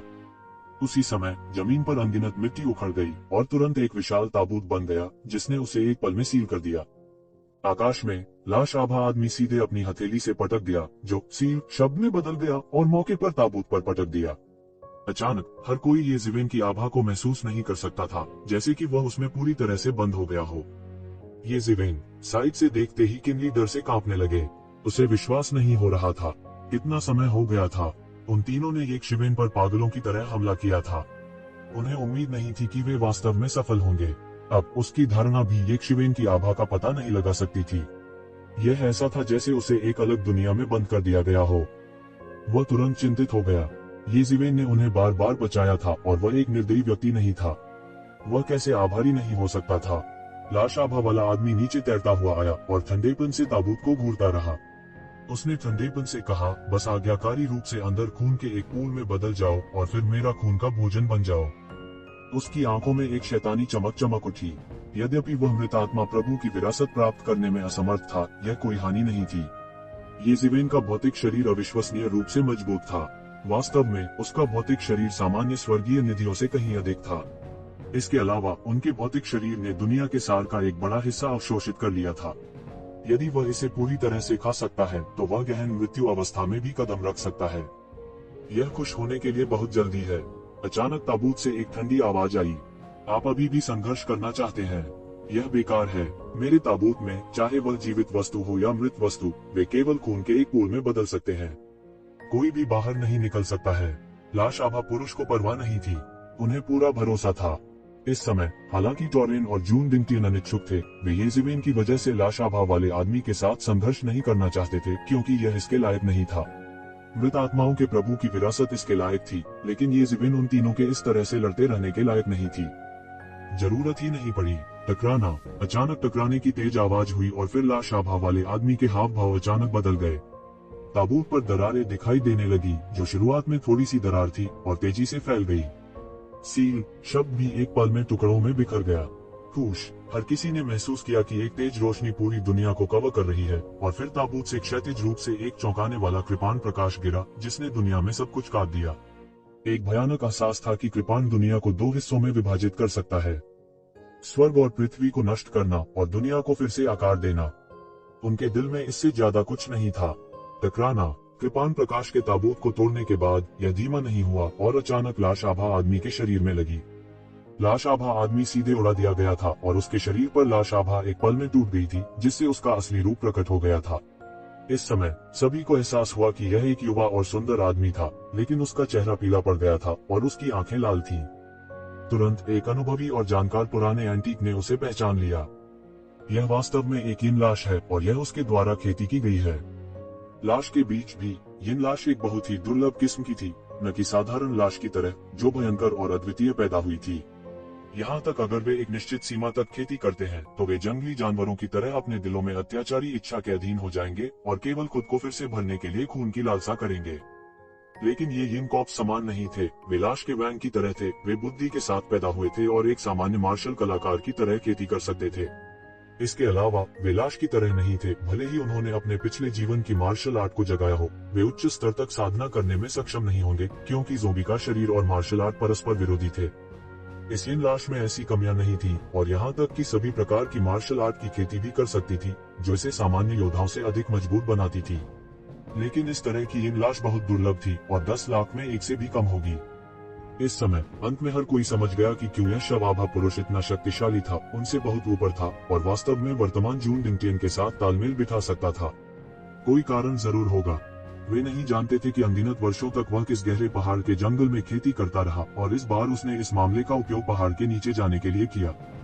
लेकिन इस समय यह शक्तिशाली यिन लाश सीधे कृपाण प्रकाश से टकराई थी और उसका आधा शरीर पूरी तरह से झुलस गया था और ढह गया था, जो बेहद दयनीय लग रहा था। ऐसा इसलिए भी था क्योंकि ये एक यिन लाश थी। अगर ये कोई साधारण जीव होता तो मौके पर ही मारा जाता। आखिरकार एक ज़ोंबी का शरीर एक सामान्य प्राणी से बिल्कुल अलग था। हालांकि सभी ने अचानक ठंडी हवा के झोंके को चूसा। यह किस प्रकार की ब्लेड तकनीक थी? यह इतना शक्तिशाली कैसे हो सकता है? मूल रूप से ये ज़िवेन उस लाश की हुई आदमी के साथ समान रूप से मेल खाता था, लेकिन अब वह वास्तव में उस लाश की हुई आदमी को गंभीर चोटें पहुंचाने में कामयाब हो गया था। एक कृपाण, केवल एक कृपाण, यह बस भयावह था। निश्चित रूप से सभी ने केवल ये ज़िवेन को एक लंबा ब्लेड घसीटते हुए देखा, कदम दर कदम, धीरे धीरे ताबूत से बाहर निकलते हुए, जो पूरी तरह से क्षतिग्रस्त हो गया था। उनका पूरा शरीर एक भयंकर आभा से फड़क उठा। उसका पूरा व्यक्तित्व एक भूत की तरह था जो नरक से रेंग कर बाहर आ गया था, जिससे लोग सिहर उठे थे। एक एक कदम हर किसी के दिलों पर रौंदता हुआ लग रहा था, बड़ा भयानक लग रहा था। बहुत से लोग मदद नहीं कर सके लेकिन दंग रह गए। यहाँ तक अनुभवी और जानकार बूढ़े राक्षस भी मदद नहीं कर सकते थे, लेकिन उनकी रीढ़ में ठंडक महसूस हुई। यह अकल्पनीय था कि ये ज़िवेन एक ही वार से लाश की हुई आदमी को गंभीर रूप से घायल करने में कितना शक्तिशाली था। ये ज़िवेन के हाथ में लंबे कृपाण से एक भयानक ईविल क्यूई निकली। यह थोड़ा थोड़ा करके फैलता है, आसपास की जगह को विकृत करता है।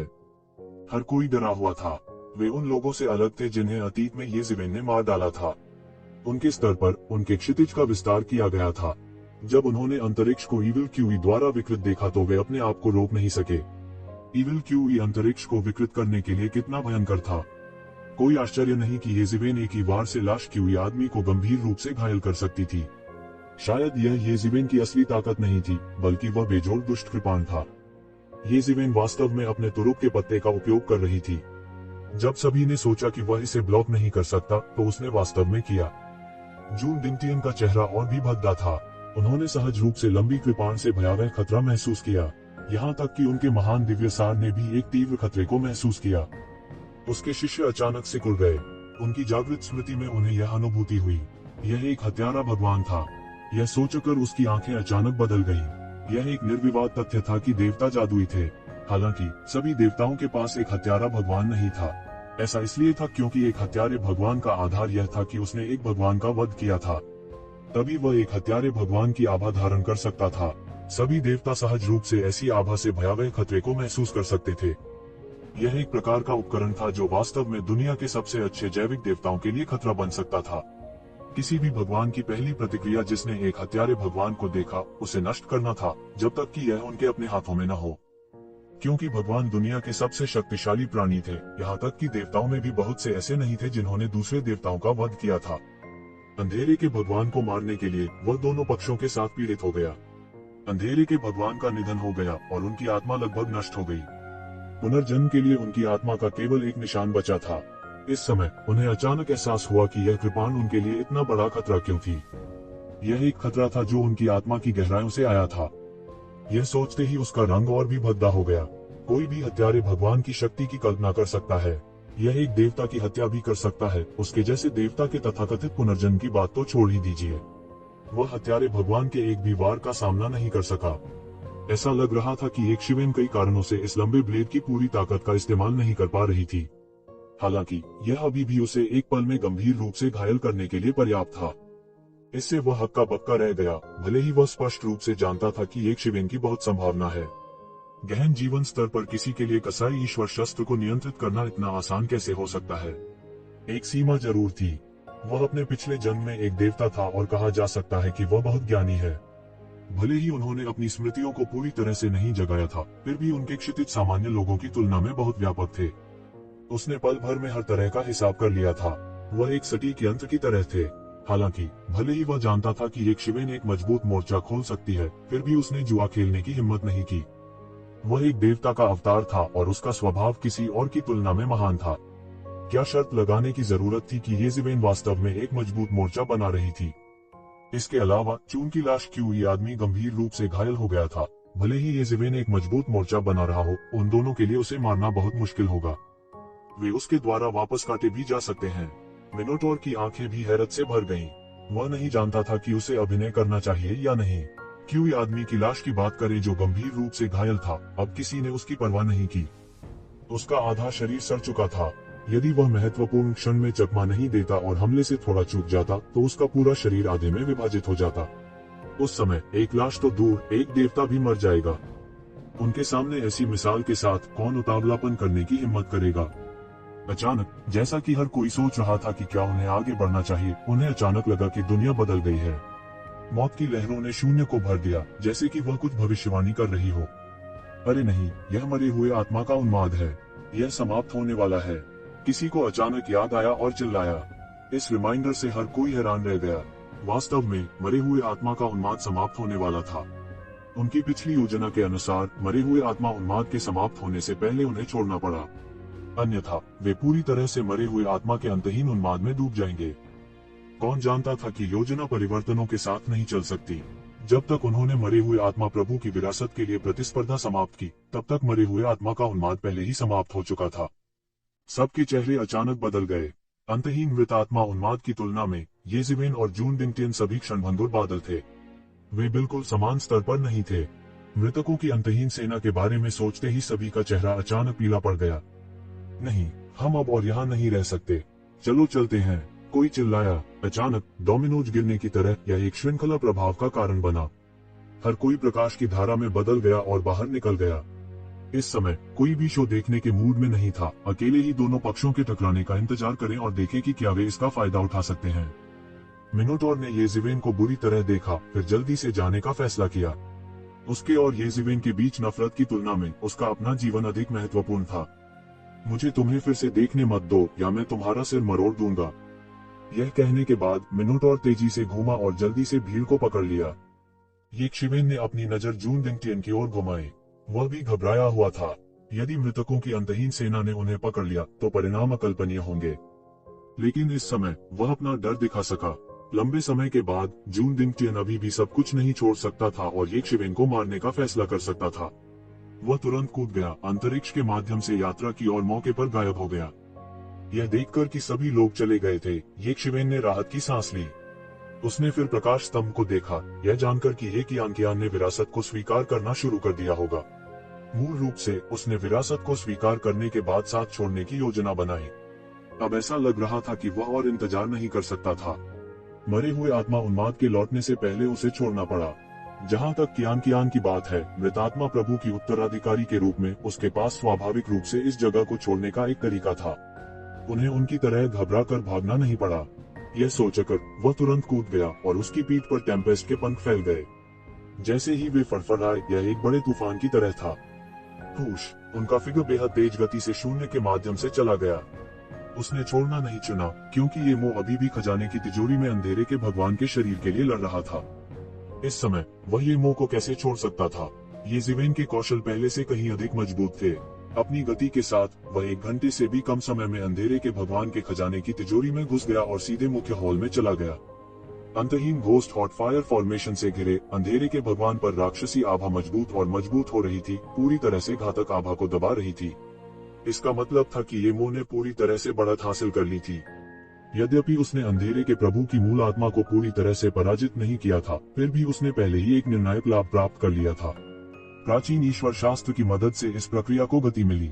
येज़ेबेल, तुम इस समय यहाँ क्यों हो? क्या आपने मृत आत्मा के प्रभु की विरासत प्राप्त की है? ये मोह की आवाज अंधेरे के भगवान के शरीर से आई थी। येज़ेबेल ने संक्षेप में ये मोह को स्थिति के बारे में बताया।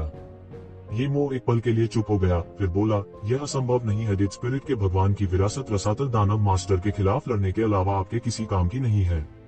अगर वह लड़की विरासत प्राप्त कर सकती है तो वही होगा, लेकिन हमें अभी निकलना होगा। मरे हुए आत्मा का उन्माद जल्द ही समाप्त हो जाएगा और मृत आत्माओं की अंतहीन सेना जल्द ही रसातल में वापस आ जाएगी। तब तक हमारे लिए निकलने में बहुत देर हो जाएगी, ये जिवेन ने हड़बड़ी में कहा। हाँ, ये मो ने सिर हिलाया। हाँ, हमें जल्द से जल्द निकलना होगा। वैसे राजकुमारी तियान किंग कहाँ है? तो जिवेन ने पूछा। क्या राजकुमारी तियान क्विंग यहाँ अपने पहले मार्शल आर्ट अवतार की निंदा नहीं कर रही थी? वह इस समय क्यों गायब हो गई? वह अपने पहले मार्शल आर्ट अवतार को संघनित करने के बाद चली गई। उसे अब तक मरे रसातल से बाहर होना चाहिए, ये मो ने जवाब दिया। मैंने अभी तक उस मूल आत्मा को पूरी तरह से दबाया नहीं है, इसलिए मैं हिल नहीं सकता। एक बार जब मैं आगे बढ़ जाता हूँ तो वह समय जब मैं अंधेरे के भगवान को पूरी तरह से नियंत्रित कर सकता हूँ, बहुत देर हो जाएगी। लेकिन इस समय मैं इसकी परवाह नहीं कर सकता। मुझे जल्द से जल्द इस जगह को छोड़ना होगा। ये मो भी जानते थे कि स्थिति बहुत जरूरी थी, इसलिए वह अब उन चीजों की परवाह नहीं कर सकते थे। आपने घोस्ट हॉट फायर फॉर्मेशन के रहस्य को पूरी तरह से समझ लिया है। अब इस घोस्ट हॉट फायर फॉर्मेशन को इकट्ठा करने का सही समय है। आपके लिए निस्संदेह यह सुरक्षा की एक अतिरिक्त परत है। हाँ, ये जिवेन ने सिर हिलाया। बाहरी दुनिया में घोस्ट हॉट फायर फॉर्मेशन को अनमोल माना जाता था। इतने सारे घोस्ट हॉट फायर द्वारा गठित गठन का उल्लेख नहीं करना, भले ही वह अधूरा था, उसका मूल्य बस अथाह था। वास्तव में मरे रसातल की इस यात्रा से सबसे बड़ा लाभ डायमंड कॉलिंग बैनर नहीं था, बल्कि यह घोस्ट हॉट फायर फॉर्मेशन था। सक्रिय होने पर संपूर्ण गठन एक रक्षात्मक खजाना था। यहाँ तक अंधेरे के भगवान ने भी अपनी मृत्यु के बाद अपने भौतिक शरीर की रक्षा के लिए इसका इस्तेमाल किया। बस इसी ने इस घोस्ट हॉट फायर फॉर्मेशन का मूल्य दिखाया। ये जिवेन ने संकोच नहीं किया और अंधेरे के भगवान के भौतिक शरीर को त्यानुयुवान दर्पण में एकत्र किया। निश्चित रूप से जैसे ही उसने अंधेरे के भगवान के भौतिक शरीर को स्थानांतरित किया, इसने तुरंत मूल आत्मा को पलट दिया। अचानक उसकी आभा फिर से बढ़ गई और वह येमो के साथ प्रतिस्पर्धा कर सका। इस समय वह इतना ध्यान नहीं रख सकता था। अंधेरे के भगवान के भौतिक शरीर की तुलना में घोस्ट हॉट फायर फॉर्मेशन को इकट्ठा करना अधिक कठिन था। अगर ये जिवेन ने घोस्ट हॉट फायर फॉर्मेशन के रहस्य को नहीं समझा होता तो वह घोस्ट हॉट फायर फॉर्मेशन को इकट्ठा नहीं कर पाता। फिर भी ये जिवेन ने अभी भी अपने शरीर में घोस्ट हॉट फायर फॉर्मेशन को पूरी तरह से अवशोषित करने के लिए आधा घंटा बिताया। उसके बाद उसने और रुकने की हिम्मत नहीं की और सीधे अंधेरे के भगवान के खजाने से बाहर निकल गया। हालांकि जैसे ही वह अंधेरे के भगवान के खजाने से बाहर निकला, उसने देखा कि मृत आत्माओं का ज्वार अभी शुरू हुआ था। अंतहीन डेड स्पिरिट उन्माद अभी शुरू ही हुआ था। हर जगह डेड स्पिरिट क्रूर जीव मरे हुए रसातल के बाहर से लौट आए और नीचे उड़ गए। तामसिक आत्माओं की तरह तेज दहाड़ हर जगह सुनाई दे रही थी। यहाँ तक ये जिवेन भी ठंडी हवा की सांस लेने से खुद को रोक नहीं पाए। आकाश अंतहीन मृत आत्मा से भरा हुआ था, क्रूर जीव जिन्होंने आकाश और पृथ्वी को मिटा दिया। आकाश पहले ही रात के पर्दे से ढक चुका था। तारों वाला आकाश उदास भूतिया लपटों से भर गया था। डेड स्पिरिट खूंखार जीव फुसफुसाए और अपने मूल क्षेत्र में लौट आए। वह मंजर वाकई हैरान कर देने वाला था। भले ही ये जिवेन लंबे समय से सैकड़ों या लाखों विशेषज्ञों के लड़ने के दृश्य के लिए अभ्यस्त हो गया था, फिर भी वह हैरान था। अनंत, वह नहीं जानता था कि अरबों या दसियों अरब थे। इसे देखते हुए कोई अंत नहीं था। वह जानता था कि वह अभी भी एक कदम बहुत देर हो चुकी थी। वह मदद नहीं कर सकता था, लेकिन थोड़ा नाराज महसूस कर रहा था। लेकिन इस समय ये बातें करना बेकार था। वह केवल बाहर भाग सकता था और वह केवल बाहर निकल सकता था। इससे पहले कि वह कुछ कर पाता, उसने अचानक शून्य में देखा अनगिनत मृत आत्मा क्रूर जीव दहाड़ते हुए और नीचे भागते हुए सीधे एक शिवेन की ओर बढ़ रहे थे। मारो और एक रास्ता खोलो। ये जिवेन ने अपने दांत पीस लिए और आगे बढ़ गई। उसने एक मुक्का मारा और एक शक्तिशाली मार्शल आर्ट की धार बह निकली, जिसने सीधे पूरे आकाश को स्क्रैप के ढेर में उड़ा दिया। इस स्थान में मिश्रित मृत आत्मा क्रूर जीव भी एक पल में ऊर्जा की एक धारा में बदल गए और ये जिवेन द्वारा निगली गई ऊर्जा की भरपाई करने के लिए, जिसे ये जिवेन के फिस्ट अवतार ने अभी ग्रहण किया था। गर्जन। गहन जीवन क्षेत्र के शिखर पर एक शक्तिशाली मृत आत्मा क्रूर प्राणी सीधे भाग गया। उसने अपना बड़ा मुंह खोला और एक शिवेन को अपने अंदर छिपाते हुए अंतहीन जहरीला कोहरा उगल दिया। लेकिन केवल तेज आवाज सुनाई दे रही थी। ये जिवेन के हाथ सीधे मौके पर फट गए और अंतहीन सुनहरी रोशनी ने तुरंत जहरीले कोहरे को पूरी तरह से तितर-बितर कर दिया। फिर इसके तुरंत बाद ये जिवेन का एक पैर अचानक नीचे गिर गया और मृत आत्मा क्रूर प्राणी के शरीर पर जमकर पैर रखा। मृत आत्मा क्रूर प्राणी को तुरंत टुकड़ों में रौंद दिया। इस मृत आत्मा के अशुभ प्राणी का सार तुरंत परिवर्तन की महान कला द्वारा अवशोषित कर लिया गया था। यह सीधे एक शक्तिशाली शक्ति में परिवर्तित हो गया और ये शिवेन के पीछे उभरते मुट्ठी अवतार में आ गया। इस समय ये शिवेन अब भी इतनी परवाह कैसे कर सकती है? उनके शरीर में पहला अवतार भी एक ही बार में प्रकट हुआ। उसकी युद्ध शक्ति चरम सीमा तक बढ़ गई थी और यह अत्यंत भयानक थी। यहाँ तक प्रोफाउंड लाइफ स्टेज के चरम पर एक निर्जीव क्रूर प्राणी भी उसका मुकाबला नहीं कर सकता था। यह उसके द्वारा सीधे पीट कर मार डाला गया था और पूरी तरह से समान स्तर का विरोधी नहीं था। वह जहाँ भी जाता, मृत आत्माओं और क्रूर प्राणियों द्वारा बनाई गई सेना तुरंत रह जाती। चाहे वे गहन जीवन स्तर से नीचे के हों या गहन जीवन स्तर के विशेषज्ञ हों, वे उसके सामने कुछ भी नहीं थे और पूरी तरह से पराजित हो गए थे। यहाँ तक अगर यह गहन जीवन चरण के चरम पर एक मृत आत्मा क्रूर प्राणी था तो भी कोई अंतर नहीं था। टकराना, टकराना, टकराना, वह लगातार बाहर निकलता रहा और उस पर लगातार झपटने वाले मरे हुए क्रूर जीव टुकड़े टुकड़े हो गए। फिर इन मृत क्रूर प्राणियों की शक्ति पूरी तरह से उसके द्वारा अवशोषित हो जाएगी और उसकी राक्षसी आंतरिक शक्ति में परिवर्तित हो जाएगी ताकि वह इसका सामना कर सके। यह युद्ध को पोषित करने के लिए युद्ध का उपयोग करने का लगभग एक तरीका था। वह पहले ही पागलपन की हद तक लड़ चुका था। अपनी ताकत से भी इस समय उसने महसूस किया कि उसका शरीर लगभग ढहने वाला था और कीमा बनाया हुआ मांस के टुकड़े बन गया था। रूपांतरण की महान कला को अवशोषित करने के लिए उपयोग करना असंभव नहीं था, लेकिन यह भी एक व्यवस्थित तरीके से किया जाना था। कोई कैसे लगातार आत्मसात कर सकता है और युद्ध के बीच में इसे छोड़ भी नहीं सकता। ऊर्जा की इतनी बड़ी मात्रा में वृद्धि हुई और सीधे उसके मेरिडियन को प्रभावित किया, जैसे कि उसके मेरिडियन अगले सेकंड में पूरी तरह से फट जाएंगे। उसका चेहरा पहले से ही रक्त लाल था और यह अनगिनत रक्त वाहिकाओं के फटने के बाद रक्त के रिसने का दृश्य था। वह मारने से पहले ही पागल हो चुका था और इतनी परवाह नहीं कर सकता था। हालांकि इस बात की बहुत संभावना थी कि इस राक्षसी आंतरिक शक्ति द्वारा उसे मौत के घाट उतार दिया जाएगा। अगर वह अपनी पूरी ताकत से नहीं लड़ता तो उसे डर था कि वह इस मरे हुए रसातल में पूरी तरह से दब जाएगा। मैं मरे हुए रसातल में दफन नहीं होना चाहता, मैं नहीं। वह दहाड़ता रहा पर उसके हाथ बिल्कुल भी धीमे नहीं हुए। उसके पीछे स्टॉर्म विंग सीधे फैल गए और सीधे एक तूफान में बदल गए और मरे रसातल के शीर्ष की ओर उड़ गए। इस मरे हुए रसातल में पहले से ही कई मरे हुए खूंखार जीव थे। अब उल्लेख नहीं करने के लिए, जब मरे उन्माद पूरी तरह से वापस आने वाला था तो यह बस घनी तरह से भरा हुआ था और सभी निकास अवरुद्ध थे। यहाँ तक अगर यह बचने के लिए ही था तो वह केवल अपनी पूरी ताकत से लड़ने का विकल्प चुन सकता था और वह इमेजेंस इमॉर्टल एक्सटर्मिनेटिंग सेबर का उपयोग भी नहीं कर सकता था। जैसा कि जून दिंटियर ने अनुमान लगाया था, कैसे ये शिवेन बिना किसी प्रतिबंध के इमेजेंस इमॉर्टल एक्सटर्मिनेटिंग सेबर का उपयोग करने में सक्षम हो सकती है। यहाँ तक कि उसने जो युद्ध शक्ति का उपभोग किया था वह अभी अपने चरम पर नहीं लौटी थी। कोई कल्पना कर सकता है कि यह किस हद तक पहुँच गया था। हालांकि इस समय उनके पास और कोई चारा नहीं था। चाहे कुछ भी हो, वह केवल अपनी पूरी ताकत से लड़ना चुन सकता था। चाहे कुछ भी हो, यदि वह अपनी पूरी ताकत से लड़े तो कुछ उम्मीद हो सकती है, लेकिन अगर उसने इस समय आत्मसमर्पण करना चुना तो वह निश्चित रूप से मर जाएगा। बूम बूम बूम, उन्होंने बिना रुके टूटे हुए सितारों की मुट्ठी को बाहर निकाल दिया, जैसे कि पूरी दुनिया शून्यता में बमबारी कर रही हो। समुद्र के तारे शून्यता का प्रतिनिधित्व करते हैं।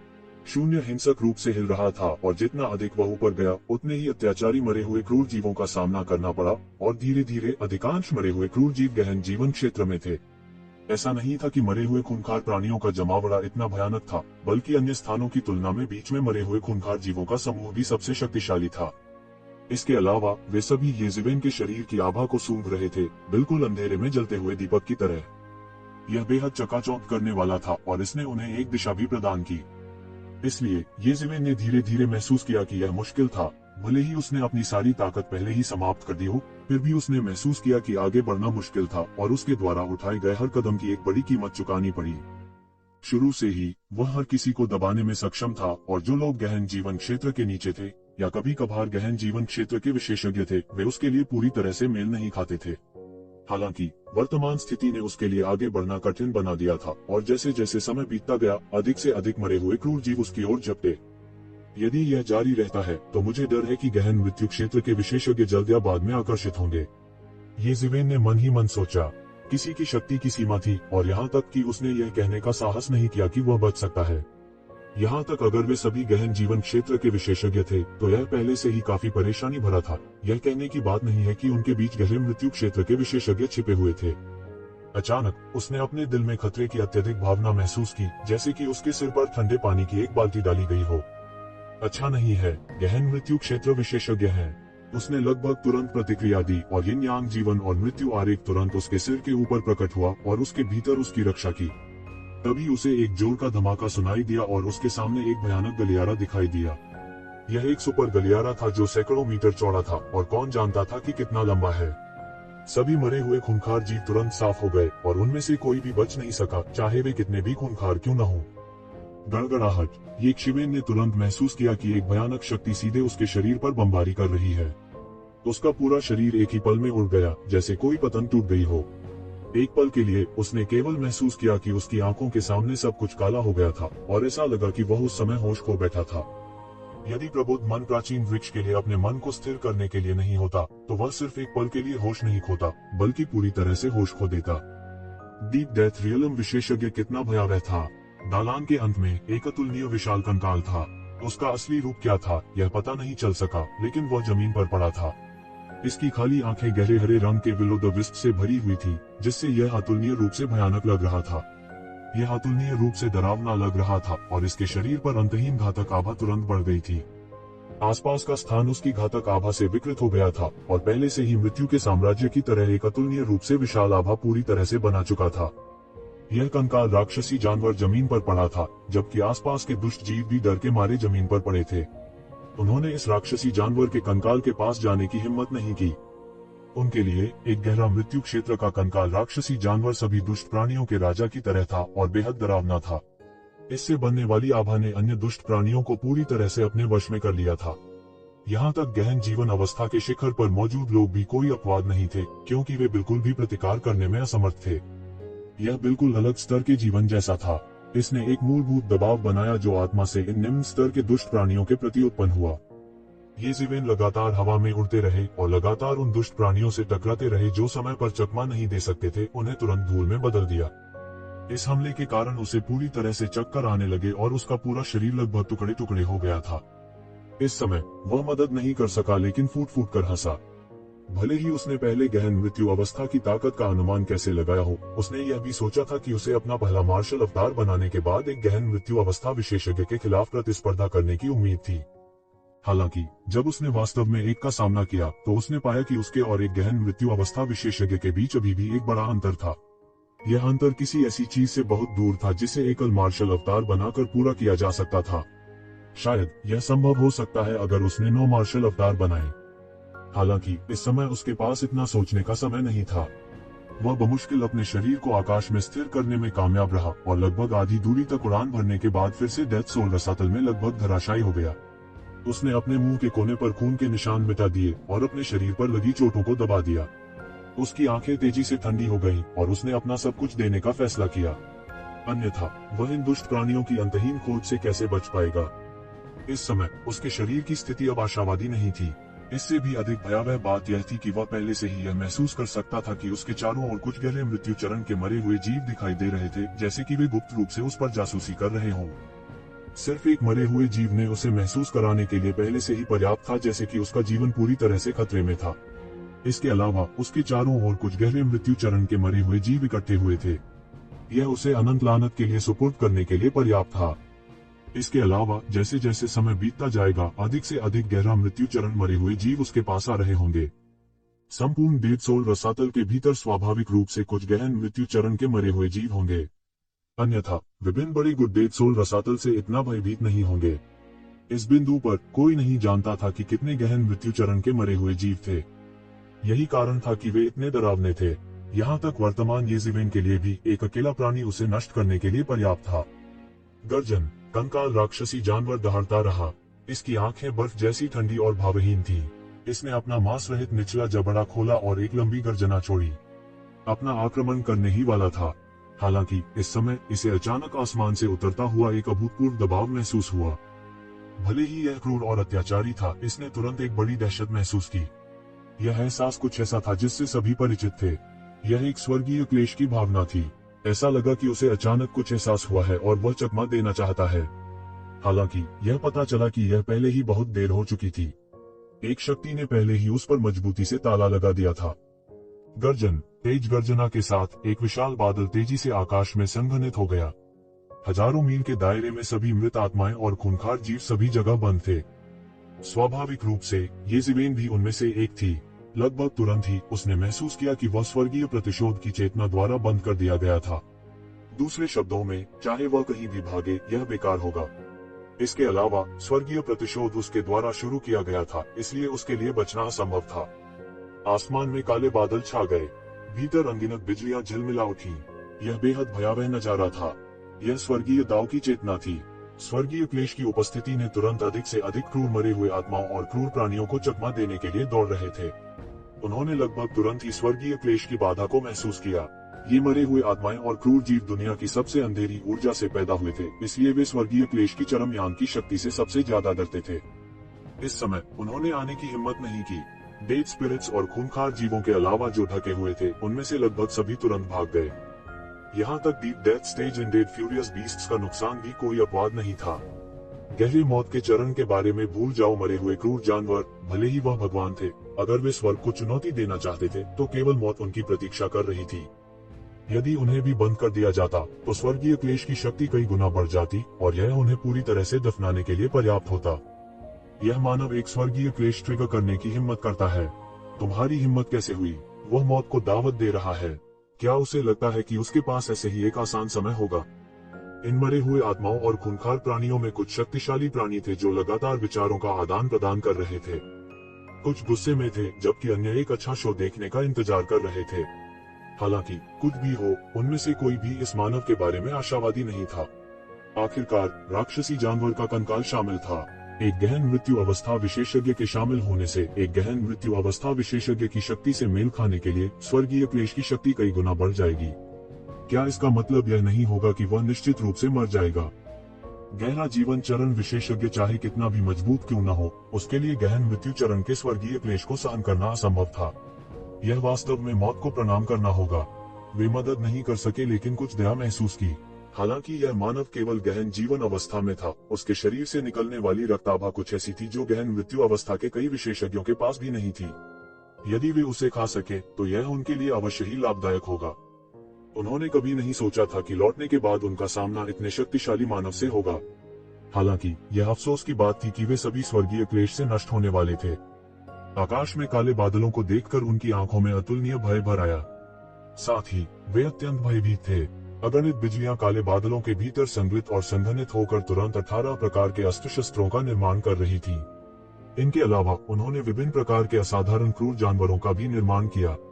वास्तव में उनमें से कई प्राचीन खूंखार जानवर थे जो पहले ही विलुप्त हो चुके थे। इस समय उनकी आध्यात्मिक छापों को इतिहास की लंबी नदी से स्वर्गीय दाव द्वारा वापस खींच लिया गया था। इसे देखकर वे अब केवल स्वर्गीय क्लेश से भयभीत नहीं थे। इसके बजाय वे एक शिवेन द्वारा पूरी तरह से हैरान थे। यह मानव वास्तव में किस प्रकार का राक्षस था? यह स्वर्गीय क्लेश कुछ ऐसा था जिसे उन्होंने पहले कभी नहीं देखा या सुना नहीं था। वास्तव में उन्होंने अपने पिछले जन्मों में भी ऐसा भयानक स्वर्गीय क्लेश कभी नहीं देखा था। वे सभी बहुत स्पष्ट थे कि सबसे जघन्य अपराध करने वाले किसी व्यक्ति के अलावा किसी के लिए केवल एक ही संभावना थी कि वह स्वर्गीय क्लेश को इस हद तक बदल दे।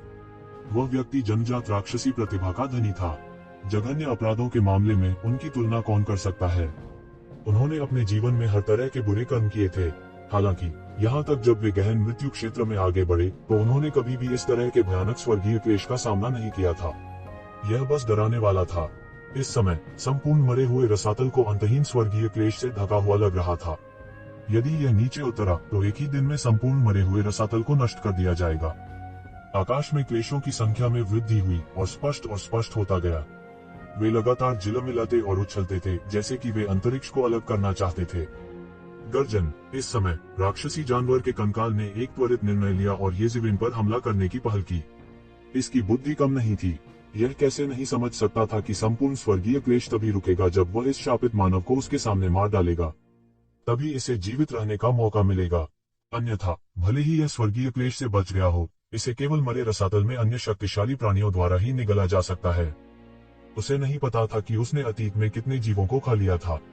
यह इस तरह खत्म नहीं होना चाहता था, इसलिए यह केवल पहल कर सकता था और पहले इस बगवा को मार सकता था। जो भी हो, येज़ेबेल गहन जीवन क्षेत्र में केवल एक बच्चा था। इसकी तुलना में अभी भी बहुत बड़ा गैप था। खुश राक्षसी जानवर का कंकाल लगभग तुरंत ही उसके सामने प्रकट हो गया। इसने सीधे अपने विशाल पंजों को उठाया और येज़ेबेल पर चढ़ गया। इसी समय उसके पीछे से ध्वनि अवरोध को तोड़ते हुए एक हिंसक ध्वनि आई। इसके अलावा इसने एक राक्षसी ध्वनि तरंग बनाई जो एक शिवेन की ओर फैल गई। हालांकि यह सब राक्षसी जानवर के कंकाल की गति के साथ नहीं रख सका। कोई सोच सकता था कि यह कितनी तेज थी। यदि कोई सामान्य व्यक्ति इसका सामना करता तो शायद वे एक पल में दुखद रूप से मर जाते। हालांकि इस महत्वपूर्ण क्षण में येक शिवेन ने आखिरकार प्रतिक्रिया व्यक्त की। उसके सिर के ऊपर जीवन और मृत्यु के यिन यांग आरेख ने तुरंत उसकी रक्षा की। टकराना केवल तेज धमाका हुआ। जीवन और मृत्यु के यिन यांग आरेख में लिपटे ये शिवेन को सीधे थप्पड़ मार दिया गया था। उसका पूरा शरीर तोप के गोले की तरह उड़ गया। भले ही जीवन और मृत्यु के यिन यांग आरेख ने राक्षसी जानवर के कंकाल के थप्पड़ से अधिकांश भयानक शक्ति को अवशोषित कर लिया था, फिर भी ये शिवेन के शरीर पर गिरने वाले हिस्से ने उसे उड़ने के लिए भेजा। ऐसा लग रहा था कि ये शिवेन का शरीर फटने के कगार पर है। उसके शरीर की सतह चीनी मिट्टी की तरह थी और उस पर कई दरारें दिखाई देने लगी। ऐसा लग रहा था जैसे अगले ही सेकंड में उनका शरीर फट जाएगा। हालांकि यह राक्षसी जानवर का कंकाल नहीं रुका। उसे पता था कि एक शिवेन वास्तव में मरा नहीं था।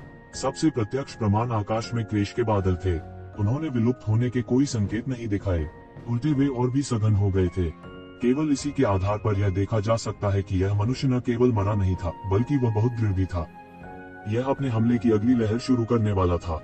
हालांकि इस समय स्वर्गीय प्रतिशोध ने इसे और आगे बढ़ने का मौका नहीं दिया। बूम! अचानक पहला बिजली का हथियार सीधे नीचे गिरा। इसका उद्देश्य ये शिवेन पर नहीं बल्कि राक्षसी जानवर के कंकाल पर था। यह सबसे मजबूत था। इसे मौन रूप से संकट मोचक के रूप में मान्यता दी गई थी। स्वाभाविक रूप से यह सबसे पहले सजा पाने वाला होगा। टकराना जोरदार धमाका हुआ। राक्षसी जानवर के कंकाल के विशाल शरीर को सीधे उड़ते हुए भेजा गया था, ठीक उसी तरह जैसे उसने ये शिवेन को उड़ते हुए भेजा था। स्वर्गीय प्रतिशोध की शक्ति पहले ही गहन मृत्यु क्षेत्र के स्तर तक चढ़ चुकी थी। दूसरे शब्दों में, यहाँ तक प्रोफाउंड डेथ रियलम के विशेषज्ञ भी इसमें मर सकते हैं। यह राक्षसी जानवर का कंकाल कोई अपवाद नहीं था। गर्जन, यह आकाश की ओर गरजता है। यह लगातार दहाड़ा। हालांकि यह कुछ नहीं कर सका। आकाश में विपत्ति के बादल लगातार घने होते जा रहे थे। या तो ये शिवेन की मृत्यु हो गई या उसने स्वर्गीय प्रतिशोध पारित किया था। केवल यही दो संभावनाएं स्वर्गीय प्रतिशोध को रोक सकती हैं। टकरा जाना। हवा में किसी चीज के टूटने की तेज आवाज सुनी जा सकती थी। इसने अन्य सभी ध्वनियों को कवर किया। तब सारा आकाश नाना प्रकार के अस्त्र शस्त्रों से आच्छादित हो गया। स्वर्गीय प्रतिशोध ने एक पल में पूरे आकाश को ढांक दिया था। इस संसार का प्रत्येक प्राणी इसी में समाया हुआ है। अंतरिक्ष पूरी तरह से स्वर्गीय प्रतिशोध द्वारा नष्ट कर दिया गया था। उसके अनगिनत हिस्से गिर चुके थे। कई गहन जीवन क्षेत्र और यहाँ तक गहन जीवन क्षेत्र क्रूर जीव एक पल में मारे गए। वे तुरंत हरे धुएं के बादल में बदल गए। उन्हें चीखने का भी मौका नहीं मिला। यह गहन मृत्यु क्षेत्र का स्वर्गीय प्रतिशोध था। इसे रोकना उनके लिए संभव नहीं था। इस समय कई गहन मौत के दायरे के क्रूर जीव जो दूर से देख रहे थे, उन्हें लगा कि उनके दिल दर से कांप रहे हैं। यह अकल्पनीय था। गहन मृत्यु क्षेत्र में आगे बढ़ने के लिए स्वर्गीय प्रतिशोध वास्तव में इस स्तर तक चढ़ गया था। भले ही राक्षसी जानवर का कंकाल इसका हिस्सा था, यह इतना भयावह नहीं होता अगर यह इस तथ्य के लिए नहीं होता कि स्वर्गीय प्रतिशोध असामान्य था। अगर उन्हें प्रवेश करना होता तो उनका प्रदर्शन बेहतर नहीं होता। बस स्वर्गीय प्रतिशोध की यह लहर उन्हें गंभीर रूप से घायल करने के लिए काफी थी। वह मानव पहले ही गंभीर रूप से घायल हो जाना चाहिए था। उसे मरना नहीं चाहिए था। वह पहले ही गंभीर रूप से घायल हो चुका था। इस स्वर्गीय प्रतिशोध के तहत मरना उसके लिए असंभव था। यहाँ तक वह अजीब चित्र स्क्रॉल भी उसकी रक्षा करने में सक्षम नहीं होगा। सभी खूंखार जीव ऐसा ही सोचते थे। हालांकि उन्हें जल्दी ही पता चला कि कुछ गलत था। यदि ये शिवेन की मृत्यु हो जाती तो स्वर्गीय प्रतिशोध बंद हो जाता। हालांकि स्वर्गीय प्रतिशोध बंद नहीं हुआ। एक ही संभावना थी, वह वास्तव में मरा नहीं था। हाँ, वह मरा नहीं था। एकमात्र संभावना यह थी कि वह मरा नहीं था। हुआलाला, अनगिनत हथियार आसमान से गिरते रहे, सब कुछ निगल गए। इस समय ये खूंखार जीव स्वर्गीय क्लेशों द्वारा कुचले जाने की संभावना की परवाह नहीं कर सकते थे। उन सभी ने अपनी दिव्य इंद्रियों को रचना में भेजा। हालांकि उन्होंने देखा कि अंतहीन स्वर्ग के प्रतिशोध के केंद्र में एक विशाल सरनी क्षैतिज रूप से प्रकट हुई थी। अंतहीन घोस्ट हॉट फायर ने आकाश में उड़ान भरी, एक विशाल व्यूह बनाया और उसमें ये शिवेन को घेर लिया। अनगिनत स्वर्गीय क्लेश गिरे, लेकिन इस गठन से पूरी तरह से टुकड़े टुकड़े हो गए। वे ये शिवेन के साथ कुछ नहीं कर सके जो अंदर ही फंसी हुई थी। इस गठन के भीतर ये शिवेन को सांस लेने का मौका मिला। उसका शरीर भी थोड़ा थोड़ा करके पुनर्निर्माण करना शुरू कर दिया। आश्चर्यजनक दर से ठीक हो रहा था। थोड़ा थोड़ा करके वह ठीक हो गया। क्या आश्चर्यजनक पुनर्प्राप्ति क्षमता है। यह चौंकाने वाला था। थोड़ी देर बाद येज़ेबेल फिर से उठ खड़ी हुई। उन्होंने ठीक होने के लिए बहुत सारी ऊर्जा खर्च की थी। एक गहन मृत्यु अवस्था विशेषज्ञ बहुत भयानक था।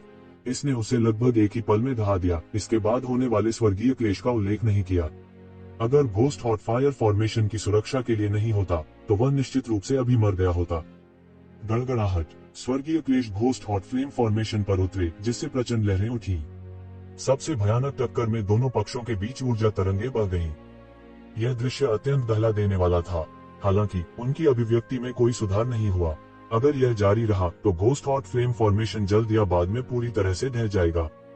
ऐसा इसलिए था क्योंकि घोस्ट हॉट फ्लेम फॉर्मेशन उस हद तक कायम नहीं रह सका। डार्कनेस मास्टर के महल में वापस महल के नीचे अनगिनत जटिल ड्रैगन नसें थीं जो घोस्ट हॉट फ्लेम फॉर्मेशन को संचालित करने के लिए आवश्यक ऊर्जा प्रदान करती थी। अब येज़ेबेल ने केवल घोस्ट हॉट फ्लेम फॉर्मेशन को दूर किया था। सारी ऊर्जा आपूर्ति येज़ेबेल के शरीर से निकाली जानी थी। वह महसूस कर सकता था कि उसके शरीर की सारी ची एक पागल दर से निकाली जा रही थी। वह इसकी पूर्ति के लिए भरसक प्रयास भी कर रहा था। हालांकि फिर भी खपत उस गति से कहीं अधिक थी जिस पर वह इसे फिर से भर सकता था। उसने और देर करने की हिम्मत नहीं की। वह जितनी जल्दी हो सके युद्ध को समाप्त कर सकता था। उसने अपने सिर के ऊपर स्वर्गीय क्लेशों को देखा, फिर स्वर्गीय क्लेशों के बीच में गहरे मृत्यु चरण के कंकाल राक्षसी जानवर को देखा। इस समय राक्षसी जानवर का कंकाल स्वर्गीय क्लेश से पीड़ित होने के बाद भी अपना सिर नहीं उठा सका। एक गहन मृत्यु अवस्था अत्यधिक क्रूर जानवर स्वर्गीय क्लेश के सामने कुछ भी नहीं था। उसके पूरे शरीर से हरे रंग का धुआं निकल रहा था और वह दयनीय अवस्था में लग रहा था। उसकी लोहे जैसी हड्डियों में दरारें आ गई थीं। यदि उसके शरीर पर मांस और खून होता तो उसके मांस के फटने का दृश्य पहले से ही देखा जा सकता था। यहाँ तक एक भौतिक शरीर जिसे हजारों बार संयमित किया गया था, वह भी ऐसे भयानक स्वर्गीय क्लेश के सामने कुछ भी नहीं था। इस कंकाल राक्षसी जानवर ने अपने जीवन में इतना भयानक स्वर्गीय क्लेश कभी नहीं देखा था। भले ही स्वर्गीय क्लेश ने इसके कारण अपने स्तर को बढ़ा दिया हो, अगर यह एक सामान्य स्वर्गीय क्लेश होता, भले ही इसने अपने स्तर को बढ़ा दिया होता, यह इतने कम समय में इसे इतनी गंभीर रूप से घायल करने में सक्षम नहीं होता। क्या यह मनुष्य मेरे सामने विकृत है? यह इस समय था कि यह भयावह रूप से महसूस हुआ कि उसके सामने का मानव घोस्ट हॉट फ्लेम फॉर्मेशन को झेलते हुए कदम दर कदम उसकी ओर चल रहा था। उसका हर एक कदम अनगिनत स्वर्गीय क्लेशों से टकराता था, एक भयानक तूफान पैदा करता था जो बह गया। यह बहुत भयानक था। बूम बूम बूम, हिंसक विस्फोटों की एक श्रृंखला शुरू हुई। बहुत से लोग जो इस लड़ाई पर ध्यान दे रहे थे, उनकी अक्ल ठिकाने से डर गई थी। यह घोस्ट हॉट फ्लेम फॉर्मेशन बेहद शक्तिशाली था। यहाँ तक कि गहन मृत्यु अवस्था के विशेषज्ञ भी स्वर्गीय क्लेश को रोक नहीं सके। हालांकि यह वास्तव में इसे पूरी तरह से ब्लॉक करने में सक्षम था। कुछ लोग ऐसे भी थे जो जानते थे कि डार्कनेस मास्टर के खजाने में एक घोस्ट हॉट फ्लेम फॉर्मेशन था। हालांकि उन्होंने लंबे समय तक डार्कनेस मास्टर के खजाने में घोस्ट हॉट फ्लेम फॉर्मेशन को प्रतिष्ठित किया था, वे इसे कभी प्राप्त नहीं कर पाए थे। ऐसा नहीं था कि वे नहीं चाहते थे, लेकिन वे इसके बारे में कुछ नहीं कर सकते थे। गहन मृत्यु अवस्था के चरम पर कुछ अस्तित्व भी थे, लेकिन वे इसके बारे में कुछ नहीं कर सकते थे। अब यह वास्तव में एक मानव द्वारा छीन लिया गया था। यह बस अविश्वसनीय था। कई लोग ऐसे भी थे जिन्होंने लालची भाव प्रकट किए। एक बार जब यह मानव स्वर्गीय क्लेश के तहत मर गया तो वे घोस्ट हॉट फ्लेम फॉर्मेशन को दूर करने में सक्षम होंगे। उनकी आंखें तेज और चतुर थीं। उनमें से कई पुराने राक्षस थे जो दसियों हजार वर्षों तक जीवित रहे थे। साथ ही अपने पिछले जन्मों की यादों के साथ वे अनुभवी और जानकार थे। वे कैसे नहीं देख सकते थे कि घोस्ट हॉट फ्लेम फॉर्मेशन की वर्तमान स्थिति इस तरह जारी नहीं रह सकती। एक बार समय समाप्त हो जाने पर यह शापित मानव निश्चित रूप से अंतहीन स्वर्गीय क्लेश के तहत मर जाएगा। उनके लिए वापसी करना बिल्कुल असंभव था।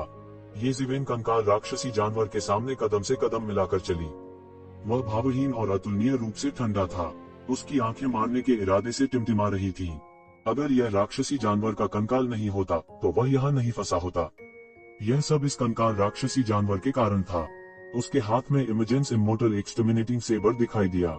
एक चौंकाने वाली जानलेवा आभा आसमान में उड़ गई। यहाँ तक आकाशीय बिजली का क्लेश भी इस चौंकाने वाली जानलेवा आभा को रोक नहीं सका। इस आश्चर्यजनक हत्या के इरादे ने आत्माओं के रसातल में सबसे शक्तिशाली प्राणियों को भी सतर्क कर दिया था। कुछ पुराने राक्षस जो दसियों हजार वर्षों से सो रहे थे, एक बार में जाग गए और अपने दिव्य विचारों को इसकी जांच करने के लिए भेजा। मैं तुम्हारे जीवन को एक स्लैश के साथ ले जाऊंगा। येज़ेबेल ने इमेजेंस इमोर्टल एक्सटर्मिनेटिंग सेबर को पकड़ा और नीचे गिर गई। फाड़ना। कृपाण की चमक ने अंतरिक्ष को अलग कर दिया, जिससे एक उग्र लहर बन गई जो कंकाल राक्षसी जानवर की ओर फिसल गई। कंकाल राक्षसी जानवर लंबे समय से स्वर्गीय क्लेश से पीड़ित था जब तक कि वह हिल नहीं सका। यह केवल बलपूर्वक स्वर्गीय क्लेश के बपतिस्मा को सह सकता था। इस समय येज़िवेन का प्रहार इतना तेज था कि इसने लगभग सभी स्वर्गीय क्लेशों को काट दिया। वह बस इसे चकमा नहीं दे सका।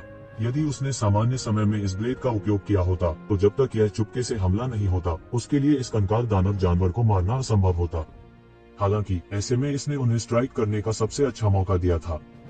टकराना, जोरदार धमाका हुआ। अगले ही पल राक्षसी जानवर के कंकाल का पूरा शरीर दो हिस्सों में बंट गया। एक पल में यह अंतहीन स्वर्गीय क्लेश से घिरा हुआ था। एक बार अतुलनीय रूप से शक्तिशाली गहरा मृत्युचरण राजा तुरंत राख में बदल गया। येज़िवेन ने तुरंत महान परिवर्तन तकनीक का इस्तेमाल किया और तुरंत अपने हाथ में कंकाल राक्षसी जानवर की शक्ति को पकड़ लिया ताकि इसे स्वर्गीय क्लेश से अलग होने से बचाया जा सके। बूम! जैसे ही शक्ति पच गई और नष्ट हो गई, येज़िवेन के शरीर पर अनगिनत छिद्र तुरंत खुल गए। वे विभाजित हो गए और अनंत जीवन शक्ति छिटक गई। उनके चेहरे पर असामान्य रूप से उदास अभिव्यक्ति दिखाई दी।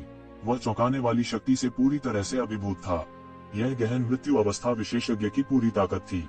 भले ही महान कला परिवर्तन तकनीक पूरी ताकत को पूरी तरह से अवशोषित करने में असमर्थ थी, यहाँ तक इसका एक छोटा सा हिस्सा पहले से ही काफी चौंकाने वाला था।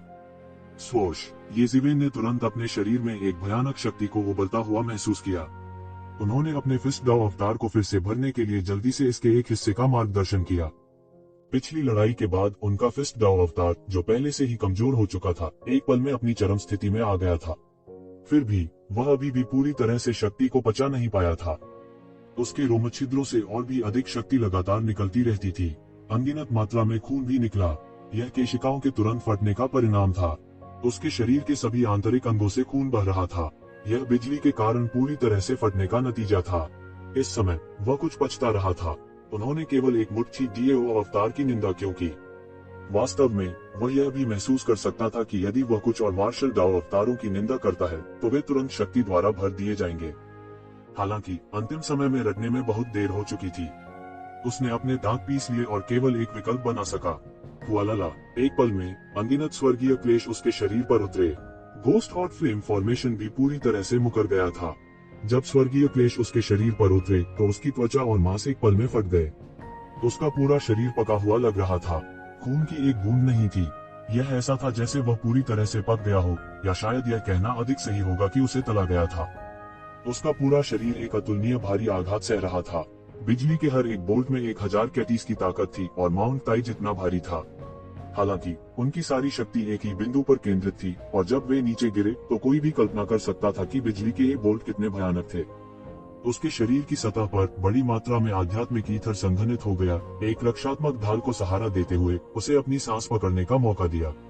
जिस क्षण इस रक्षात्मक ढाल को खड़ा किया गया, उस पर अनगिनत बिजली के बोल्टों की बमबारी की गई और वह पूरी तरह से नष्ट हो गया। फिर और भी अधिक आध्यात्मिक अर्थ उसके शरीर से बाहर निकला, जिससे एक नया रक्षात्मक कवच बन गया। इस तरह यह निरंतर था और अंततः उसे अपनी सांस पकड़ने का मौका दिया। उसी समय उसके शरीर में ट्रू एसेंस को और भी अधिक चौंकाने वाली गति से भस्म किया जा रहा था और यह घोस्ट हॉट फ्लेम फॉर्मेशन को सक्रिय करने के लिए आवश्यक ट्रू एसेंस से भी अधिक था। हालांकि क्योंकि उसने पिछले कंकाल दानव जानवर की सारी शक्ति खा ली थी, वह इस समय भी पकड़ में था। अन्यथा वह अपनी शक्ति के भरोसे टिके रहने में सक्षम नहीं होता। वह केवल इसका विरोध करने का विकल्प चुन सकता था। पकड़ना। वह अपने दांत भींचता रहा और सहता रहा। अनगिनत ची ने लगातार संघर्ष किया और विस्फोट किया। हालांकि उसने लगातार ची रक्षात्मक कवच को खड़ा किया, फिर भी कुछ शक्ति उसके शरीर में संचारित हो जाएगी।